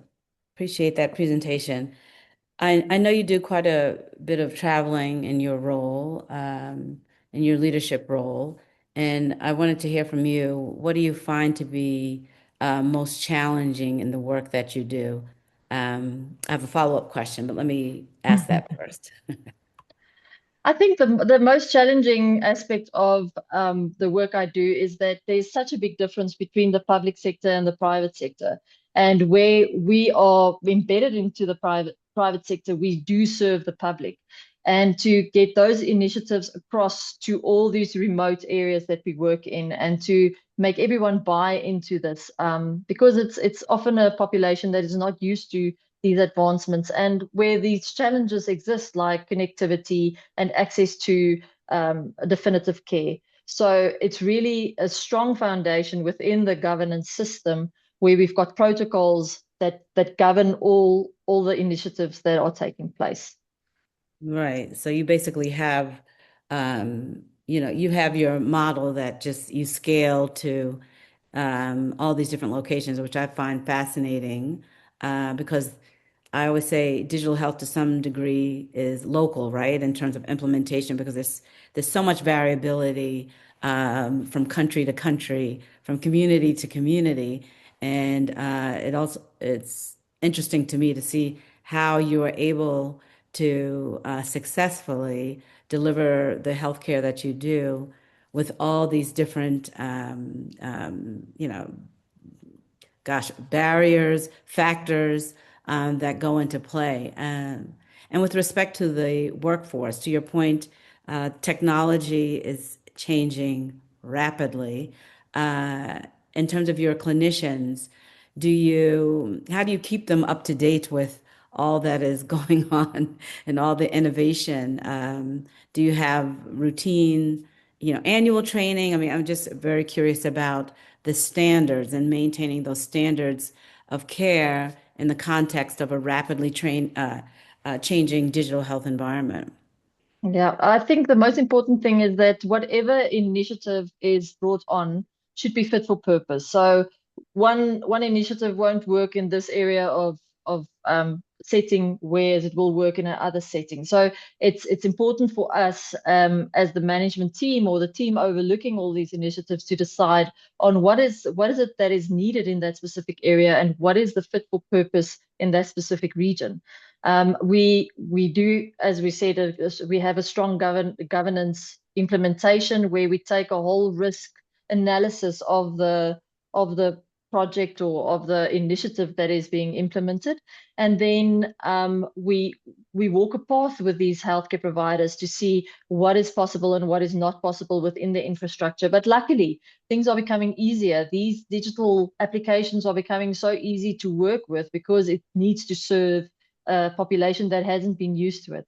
But yeah, we keeping up with the technology, and we're trying to, we have educational sessions, and we've got a forum that specifically speaks about this to the clinicians to keep them updated and curious and participating.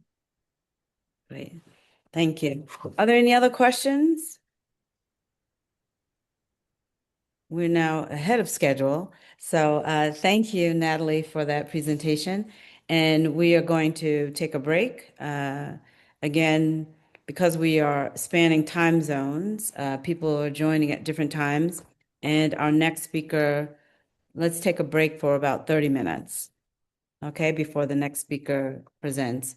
And we have a scheduled break after the next speaker, but we are actually moving another speaker at the start of that break. So this is perfect because it gives us the time that we need to compensate for the changes. Okay. All right. Hope everyone had a good break. Gonna come off camera for a little bit. This is great. I love this span of time zones. So we're going to hear from our women leaders in Brazil and Europe and the US. So we've gone all the way from Taiwan to now the other regions of the world. How are you, Birgitta? You're here. Good to see you. Good to see you too. Yeah. Hi, Well, I'm Danny. keeping it's Friday night, so party. It's I know I was great. going to say, what time is it there? It's 18 minutes past 8. So, Okay. Wow. so that's not bad. Not my bedtime. Right. So Yeah. I'll So survive. it's 10:18 a.m. here in Oh, Vegas. I'm in Vegas. oh, you're in Vegas. Yeah. Oh, lucky Yeah. you. Oh my goodness. How about you, Angelica? This afternoon, a hot afternoon. Okay. A hot afternoon. Yeah. Excited about this session. The topic for this particular section is strengthening digital competencies for AI-enabled healthcare. And our presenter is Birgitta Tetri. She is a senior specialist at Laurea University of Applied Sciences, working at the intersection of higher education, RDI, and working life to strengthen digital and AI competencies in the Finnish health and social care sector. She has extensive experience in digitalization, strategic network collaboration, and co-development with well-being services, counties, and national actors such as the Ministry of Social Affairs and Health and DigiFinland. Her current work focuses on managing and contributing to projects that build health professionals' digital health and AI readiness, including European health data space interoperability. Birgitta is also a doctoral researcher in the social sciences at the University of Helsinki with a background as a registered nurse, public health nurse, and nurse manager. I give to you, Birgitta. Thank you very much. So I'll start my sharing here. Let's see. There. Okay. Should be visible now. So good morning or good afternoon, wherever you are. We are quite diverse audience here, so I'm happy to be here. I am going to share some key findings from the national work of AI competencies for health and social care professionals. The work that I'm going to present has been commissioned by the Ministry of Social Affairs and Health and it's been coordinated through DigiFinland, which brings together state wellbeing service counties and the city of Helsinki and Helsinki University Hospital. And the core question is, what competencies do the professionals need to use AI safely, ethically, effectively in everyday practice?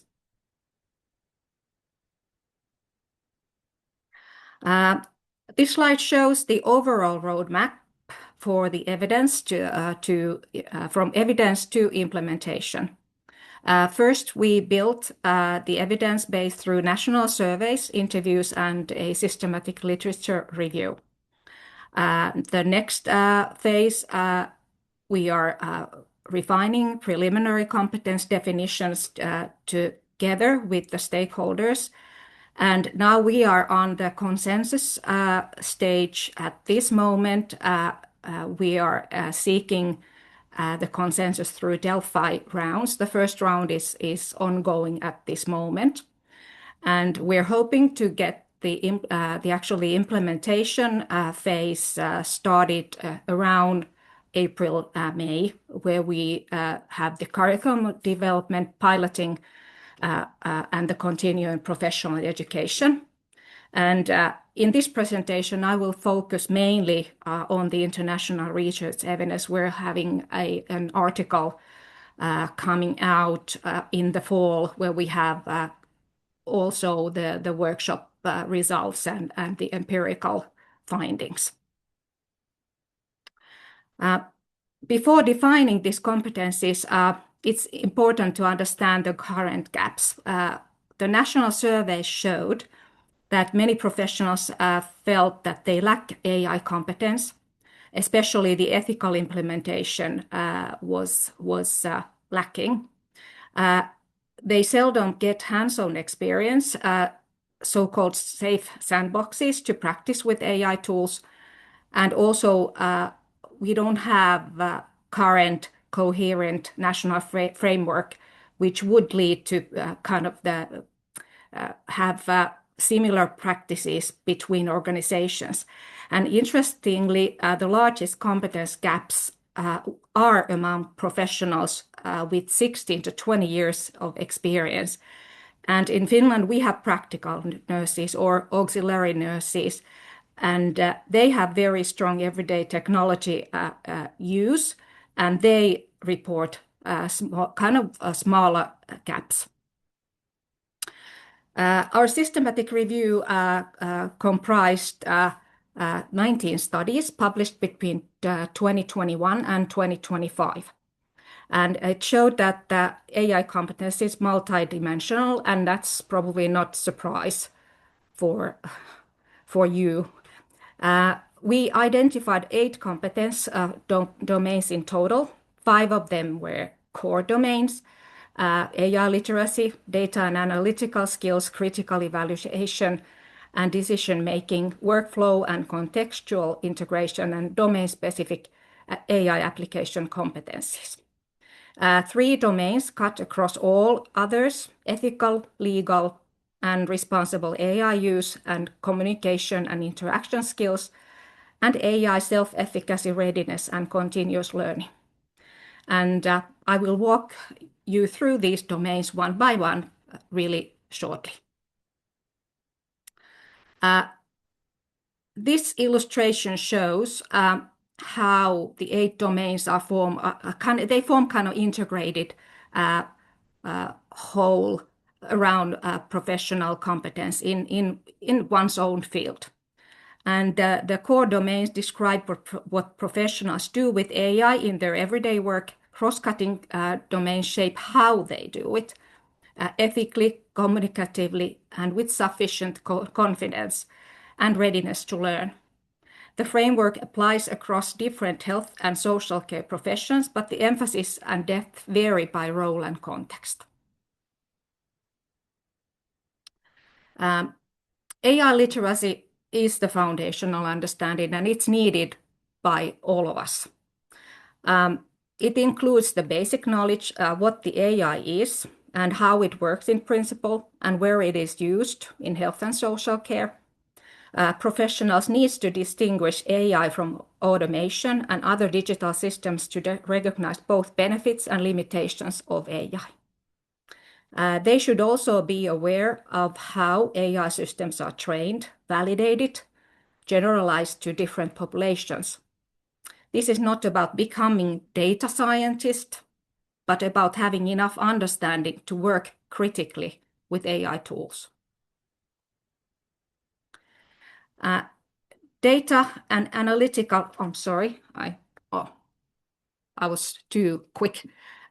Data and analytical skills focus on interpreting AI-generated outputs in professional context. Professionals need to assess the validity, accuracy, and reliability of AI predictions and understand key performance metrics such as sensitivity, specificity, false positives or negatives.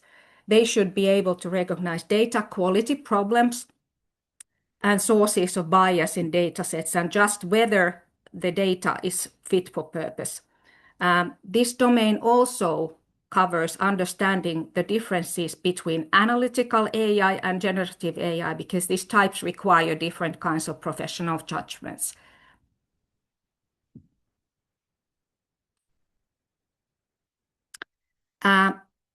In our review, we often came back to quite simple metaphor.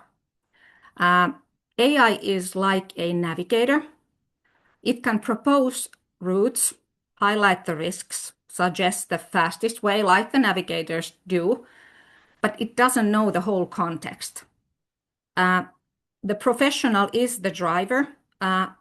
Only the human can decide whether to accept the route, slow down, or choose a completely different road.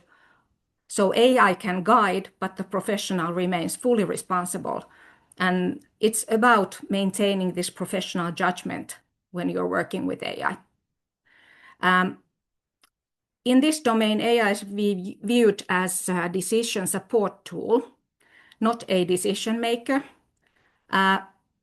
Professionals must assess the reliability of AI-generated information and identify if the AI hallucinates, if there are errors or gaps, and also when AI suggests something that is not applicable to a specific patient or client situation, or if it might pose a risk also. And crucially, you have to have sort of courage also and confidence to question and override, if necessary, AI suggestions when your professional judgment indicates that it's not that you need a different course of action. Oh dear. Oh, sorry. Okie dokie.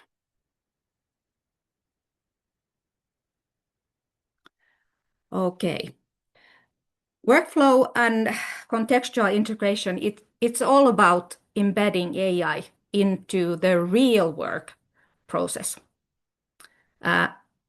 It's a different level of knowledge when and how AI can safely support everyday tasks. If we talk about triage work with nursing, documentation, maybe radiographer and his or her imaging workflows, or case management. You have to have the understanding what information can and cannot be shared with AI tools and how the AI fits into the specific client or patient pathway. And acting according to organizational guidelines and documenting AI use appropriately are also central elements in this domain. Domain-specific competencies recognize that the AI use must be tailored to each profession and context. Professionals should understand how AI relates to their own role or tasks, whether in nursing, imaging, pathology, social work, or public health. They need to evaluate the suitability of AI tools and ensure that AI-supported actions align with health and social care values. Process mapping can help identify where AI genuinely adds value within specific workflows. This cross-sectional ethical, legal, and responsible AI use influences all the other domains. Patient and client safety must remain the primary focus, including safety risks that stem directly from AI use in everyday practice. Professionals need to understand their data protection, privacy, and also equity questions, and how GDPR and other regulations apply in concrete situations, not just at the level of principles. They must be able to explain when and how AI is used, who is responsible for decisions, and what the limitations are. That is the way to support clients' autonomy and informed consent as well. And identifying and managing ethical risks such as bias, unfairness, and discrimination is especially important when working with vulnerable groups. Because as we know, AI can easily reinforce existing inequalities if these risks are not actively addressed. And this domain therefore requires not only technical and legal knowledge, but continuous ethical reflection and open dialogue with teams and organizations. Of course, as professionals, we have to communicate these AI-supported decisions, and they have to be done in transparent and human-centered way. You have to be able to explain the outputs and also the role of the output in decision-making. And you have to do that with patients, clients, and colleagues in understandable language. No technical jargon. And also, you have to be able to address concerns and questions about AI use openly and honestly, including these uncertainties, and inviting questions rather than treating AI recommendations as unquestionable facts. Let's say the AI is right in 80% of cases, and then there's the 20% portion that maybe the AI doesn't detect, let's say, cancer in the radiography. Then how you explain that to the patient, that what happens, what is that 1/5 basically, what does it mean? And if you are transparent and you are able to communicate, you keep the trust. And that's very important because maintaining the human relationship at the core of care is the key element. And in practice, this means that you ensure that technology strengthens rather than weakens, and also you cherish trust, agency, and meaningful dialogue in care encounters. This is probably this is my favorite subject, AI self-efficacy, because that affects also the readiness and continuous learning. It's let's say it's a profound,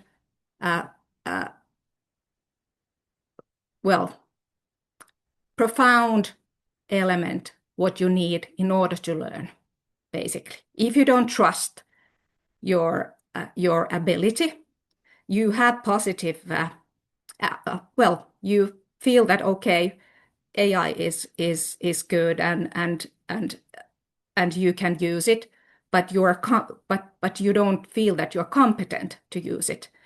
It can lead to avoiding AI together or using it uncritically. As a professional, you need confidence to interpret AI output combined with appropriate skepticism and clear awareness of their own competence limits and when to seek support. It also kind of guides you that you seek help and you are able to basically use the help you get. And the continuous learning is essential because AI technologies, regulations, and best practices evolve rapidly. We don't know, let's say yesterday's techniques, they're probably tomorrow outdated. And organizations should therefore create psychologically safe environments for learning, where questions, uncertainty, and even mistakes can be discussed, and structured opportunities for skill development rather than one-off trainings. And this domain is crucial because without this sufficient self-efficacy and readiness, even well-designed AI tools and curricula will not translate into responsible and sustainable use of AI in everyday practice. This is the target state. It summarizes what should be happening across all 8 domains by linking practical skills, ethical dimensions, and professional applications. It shows that the technical ability alone is not enough. We need the ethical reasoning and context-sensitive application. They all must develop in parallel. The framework can be used to design curricula, plan continuing education, and assess competence in a structured way. It also offers a shared language and structure for collaboration between education providers, employers, and policymakers. And to conclude, it's international challenge, it's not Finnish challenge to improve the AI competence. And the current picture is fragmented with some professions or organizations moving faster than others. We need coordinated role-sensitive frameworks and training that is ethical, practice-based, and integrated into real workflows. I'm happy to continue discussion and explore possibilities, even for collaboration. So thank you for the attention. Thank you. Excellent presentation. I appreciate you taking the time to share your expertise. Do we have questions? I'm looking in the chat.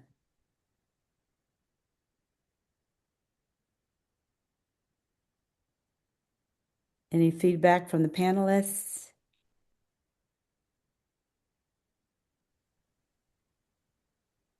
Birgitta, did I say your name is right? Birgitta. Birgitta. Birgitta. Birgitta. Very interesting your presentation. Thank you. And I think it's a global challenge, and for Latin American and global South, it's a big challenge for our populations. Don't you think so? It is. Because we need that kind of competence that is not going to be old or expired in 2 weeks. That's basically what we need. So we need kind of adaptivity, that we have the kind of the meta skills, and then we can adjust those skills along the way.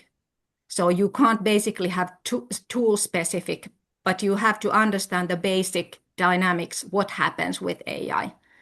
And I think that most of all, we're dealing with healthcare, social and healthcare. Like in Finland, we have social and healthcare, the both. And we're dealing with people that are very vulnerable. And there you have to be extra cautious and be able to communicate and keep the trust, because when you lose the trust, it's really hard to get it back. So you have to kind of earn it and cherish also.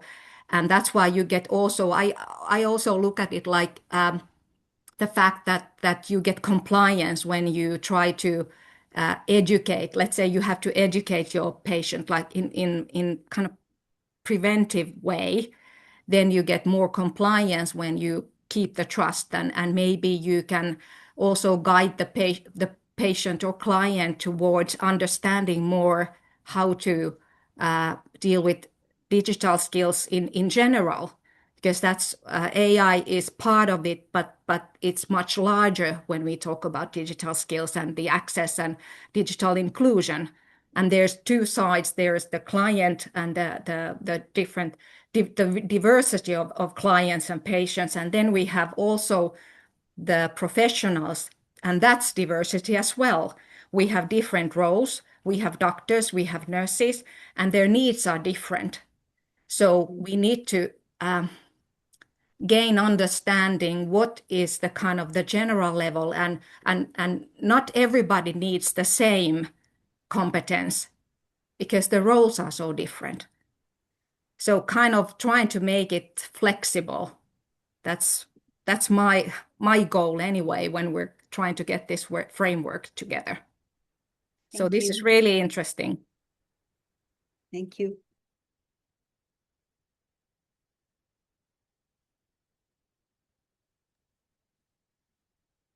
Any other questions? Comment, love the information provided, so thank you. And I'm in LinkedIn, so please don't be shy if you have any question, if I can help with anything. So I'm happy to. Thank you, we appreciate it. Thanks. All right, so we are going to move on. We're going to have some modifications in the schedule. We've had some, as I mentioned earlier, and then we just had a real-time change in schedule due to the current war. So some of our speakers are going to move up a bit. We've already had the break, so instead of having another break that was scheduled, we're going to move forward with the speakers that are presently here. And then we have another speaker who was scheduled to present later on. We're going to actually hear from her now. And again, because we are spanning time zones, the important aspect of these digital health events is that they are recorded and we post them on our ISfTEH website. We have an ISTEF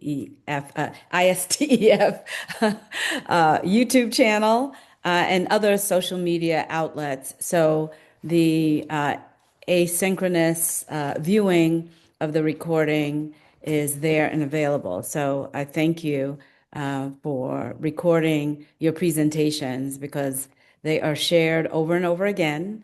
That's the benefit of the technology and the age that we're living in. So with that being said, we are going to hear from Tori Seha. She will be presenting on leadership women founders disrupting digital health. Tori is the founder and publisher of Partners in Digital Health, a global platform shaping research, innovation, and market intelligence across digital health, blockchain, and telehealth. She launched Blockchain in Healthcare Today, the world's first peer-reviewed journal focused on distributed ledger and platform technologies in healthcare, and also published Telehealth and Medicine Today. Tori curates the Converge to Accelerate annual symposium, convening leaders from industry, academia, and government.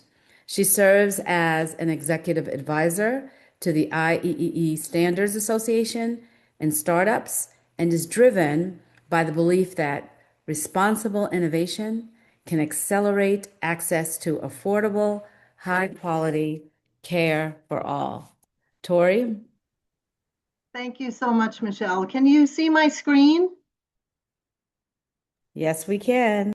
Okay, terrific. Thanks so much. So greetings all and happy pre-International Women's Day to you all. Women make up 70% of the global healthcare workforce, but only 25% hold leadership positions, and fewer than 3% of venture dollars flow to women-led startups. That gap isn't incidental, it's structural, and it costs the global health economy billions. My name is Tori Sinai, founder of Partners in Digital Health and Partners of Telehealth and Medicine Today peer-reviewed journal. It is a privilege to participate in the program today with accomplished visionary women, founders, clinicians, scientists, investors, and advocates who are not only changing healthcare, but defining its future.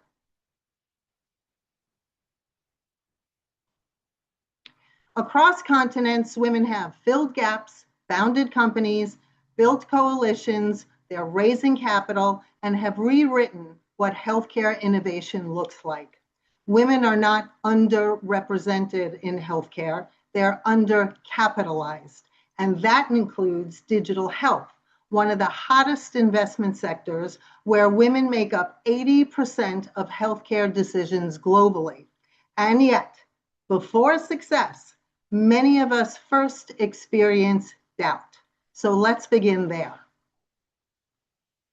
Every woman founder understands being underestimated before being celebrated. That credibility tax, quote unquote, we're so familiar with. The extra qualifications, the over-prepared pitch decks, and needing to be twice as good. Consider Kate Ryder, founder of Maven Clinic, who was told women's health wasn't scalable. Or Ida Tin, founder of Clue, who coined the term femtech because investors couldn't imagine menstrual health as a billion-dollar industry.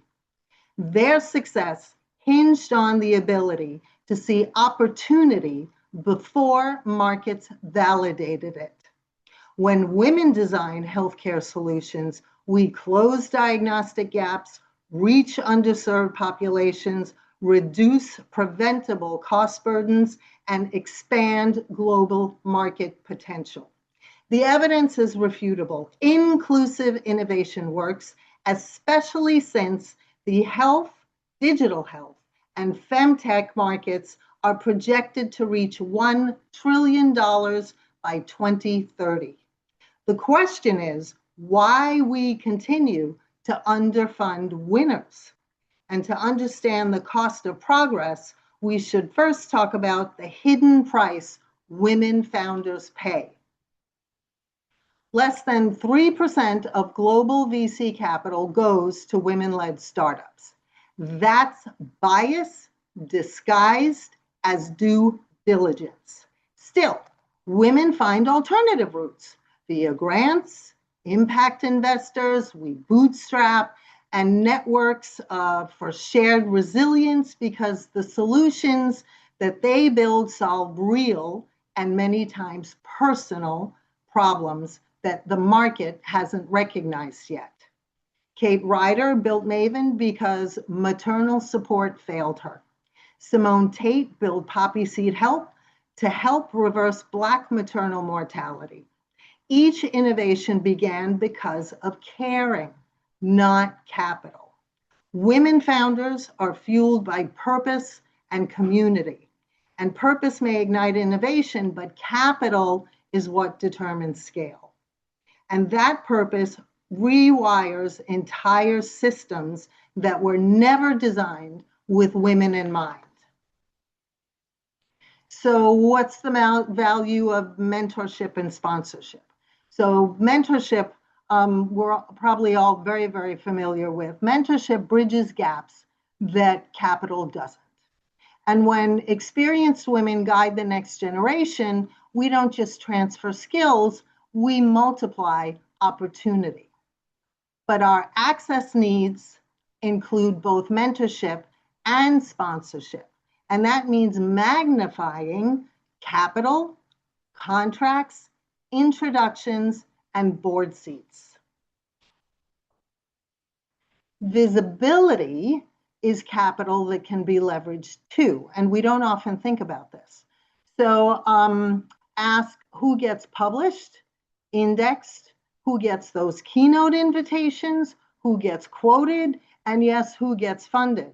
we should remember that platforms shape power and, if leveraged wisely, also build credibility.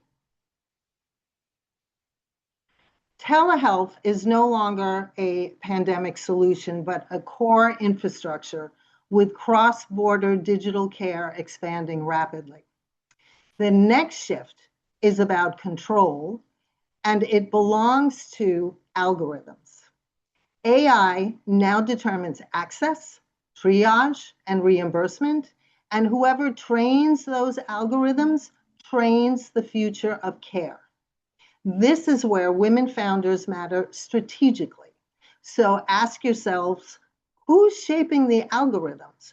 Who's defining digital trust? And who benefits from scale? What other opportunities can we seize while we're at it? Can obtaining media as a visibility currency be an opportunity?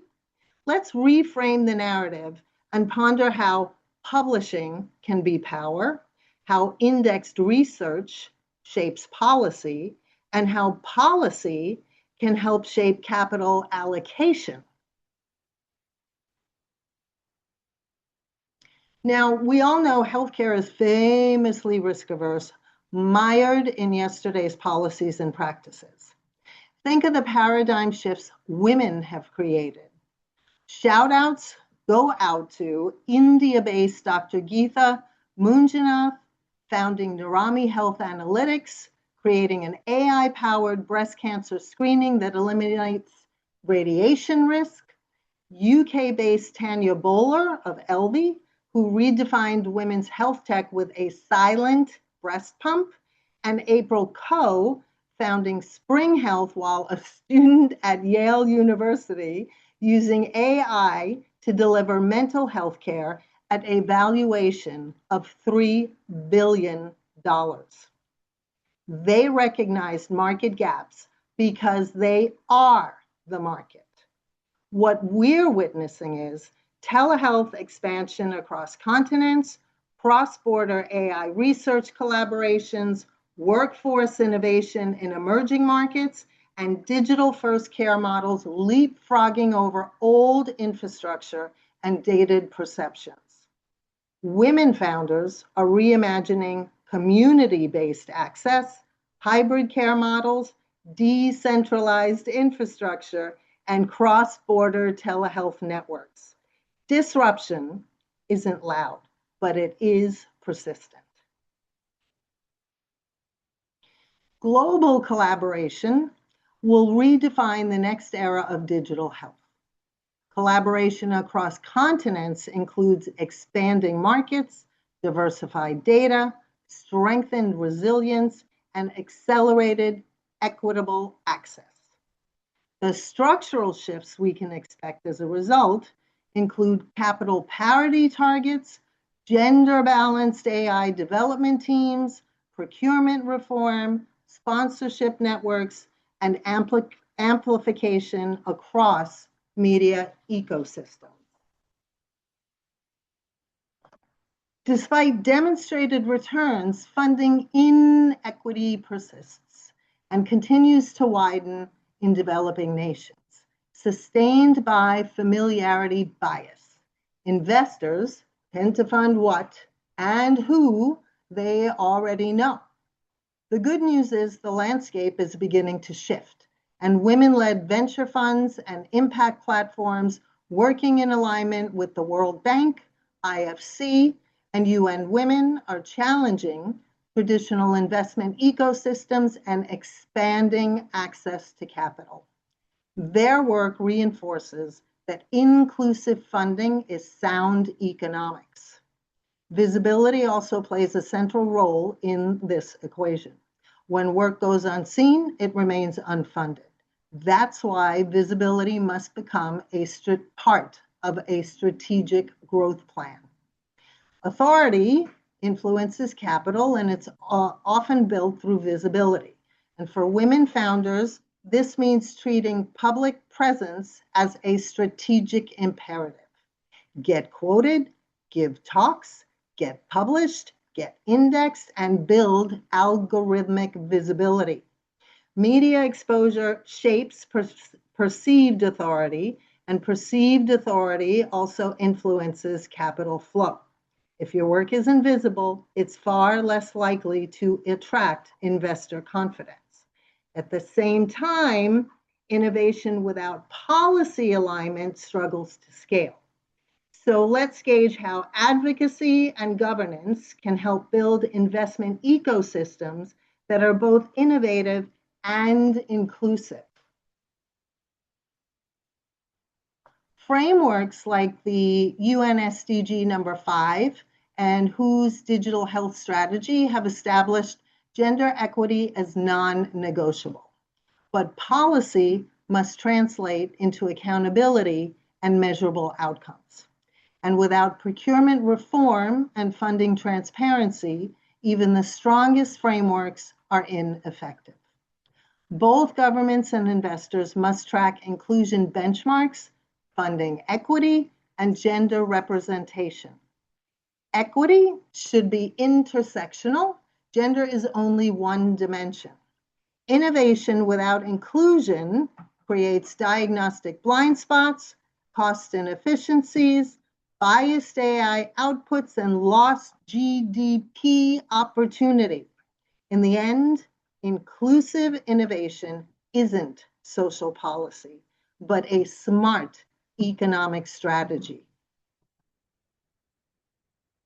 As the publisher of Telehealth and Medicine Today, I'm honored to collaborate with an exceptional global board of experts comprised of top academic and frontline practitioners. Their predictions are featured in our annual predictions article, and I've presented several trends here. We believe telehealth will be the global equalizer across continents where priorities such as rural care access, systems infrastructure, mobile-first health delivery, community-driven digital ecosystems, lowering the cost of care, and cybersecurity will be critical for healthcare. The future of digital health innovation is in the minds of visionary leaders, in accelerators, labs, clinics, startups, all led by women who build with empathy, foresight, and courage. If we truly want equitable digital health leadership, then capital must follow new paradigm shifts, boards must diversify, AI governance must include women, media must spotlight women leaders, collaboration should be intentional, and sponsorship must replace mentorship. Is this a redistribution of power? No. It's the correction of a structural market inefficiency. Healthcare is being rebuilt in code, in capital, in governance, and care delivery. Digitally driven women founders aren't waiting to be included in that future. They're designing it, scaling it, and governing it, from AI diagnostics to cross-border telehealth networks, from maternal health platforms to mental health infrastructure, from policy advocacy to capital formation. The architecture of digital health is finally beginning to reflect the people it serves. This is systemic redesign, and the women building it aren't disrupting healthcare. They're innovators defining its next era. Thank you to ISfTEH for this wonderful initiative honoring women leaders in digital health. Thanks to Michele Griffith and team. It's been my pleasure to participate, and thank you all so much for joining us today.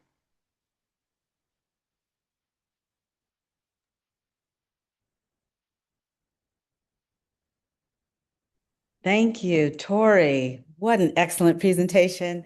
Can I say there are so many gems in that presentation. Those slides I'm going to have to share.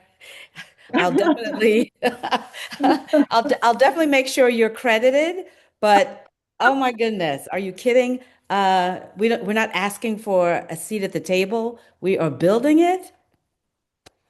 Yeah. There's a big difference. There's a very, very Big difference. yes. Yes. Big difference. So, equity is a smart economic Economic strategy. strategy. Yes. Yeah. Yes, yes. Do we have questions? Yes, someone says, powerful presentation, Tori. Amen. Yes, Thank you so very much. Somebody absolutely. had to say it, Michelle. Come on. Yes, yes. It's one of And our, yeah. it is in, I'm going to attribute this all to you and the ISfTEH, and really it being an inspiration for me being invited here today, and speaking on behalf of being a woman founder myself and understanding how hard it is for years now, and we've still got hurdles to overcome. It really does take fortitude, and you just stick to it attitude, if you will, and a true belief.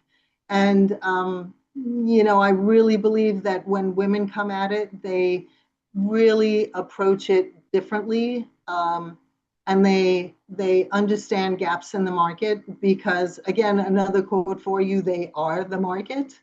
And so there are a lot of folks out there, professionals that really don't understand the other side of the table. But there's so much untapped potential.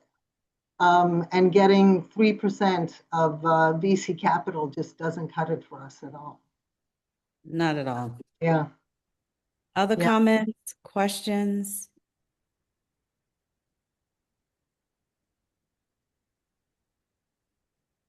Yep, I have. Okay. Yeah, we'll share that later. Okay, great. Thank you. You again. Thank Also, you. Thank you. We're going to share later. thank you. Thanks. Yeah. Okay.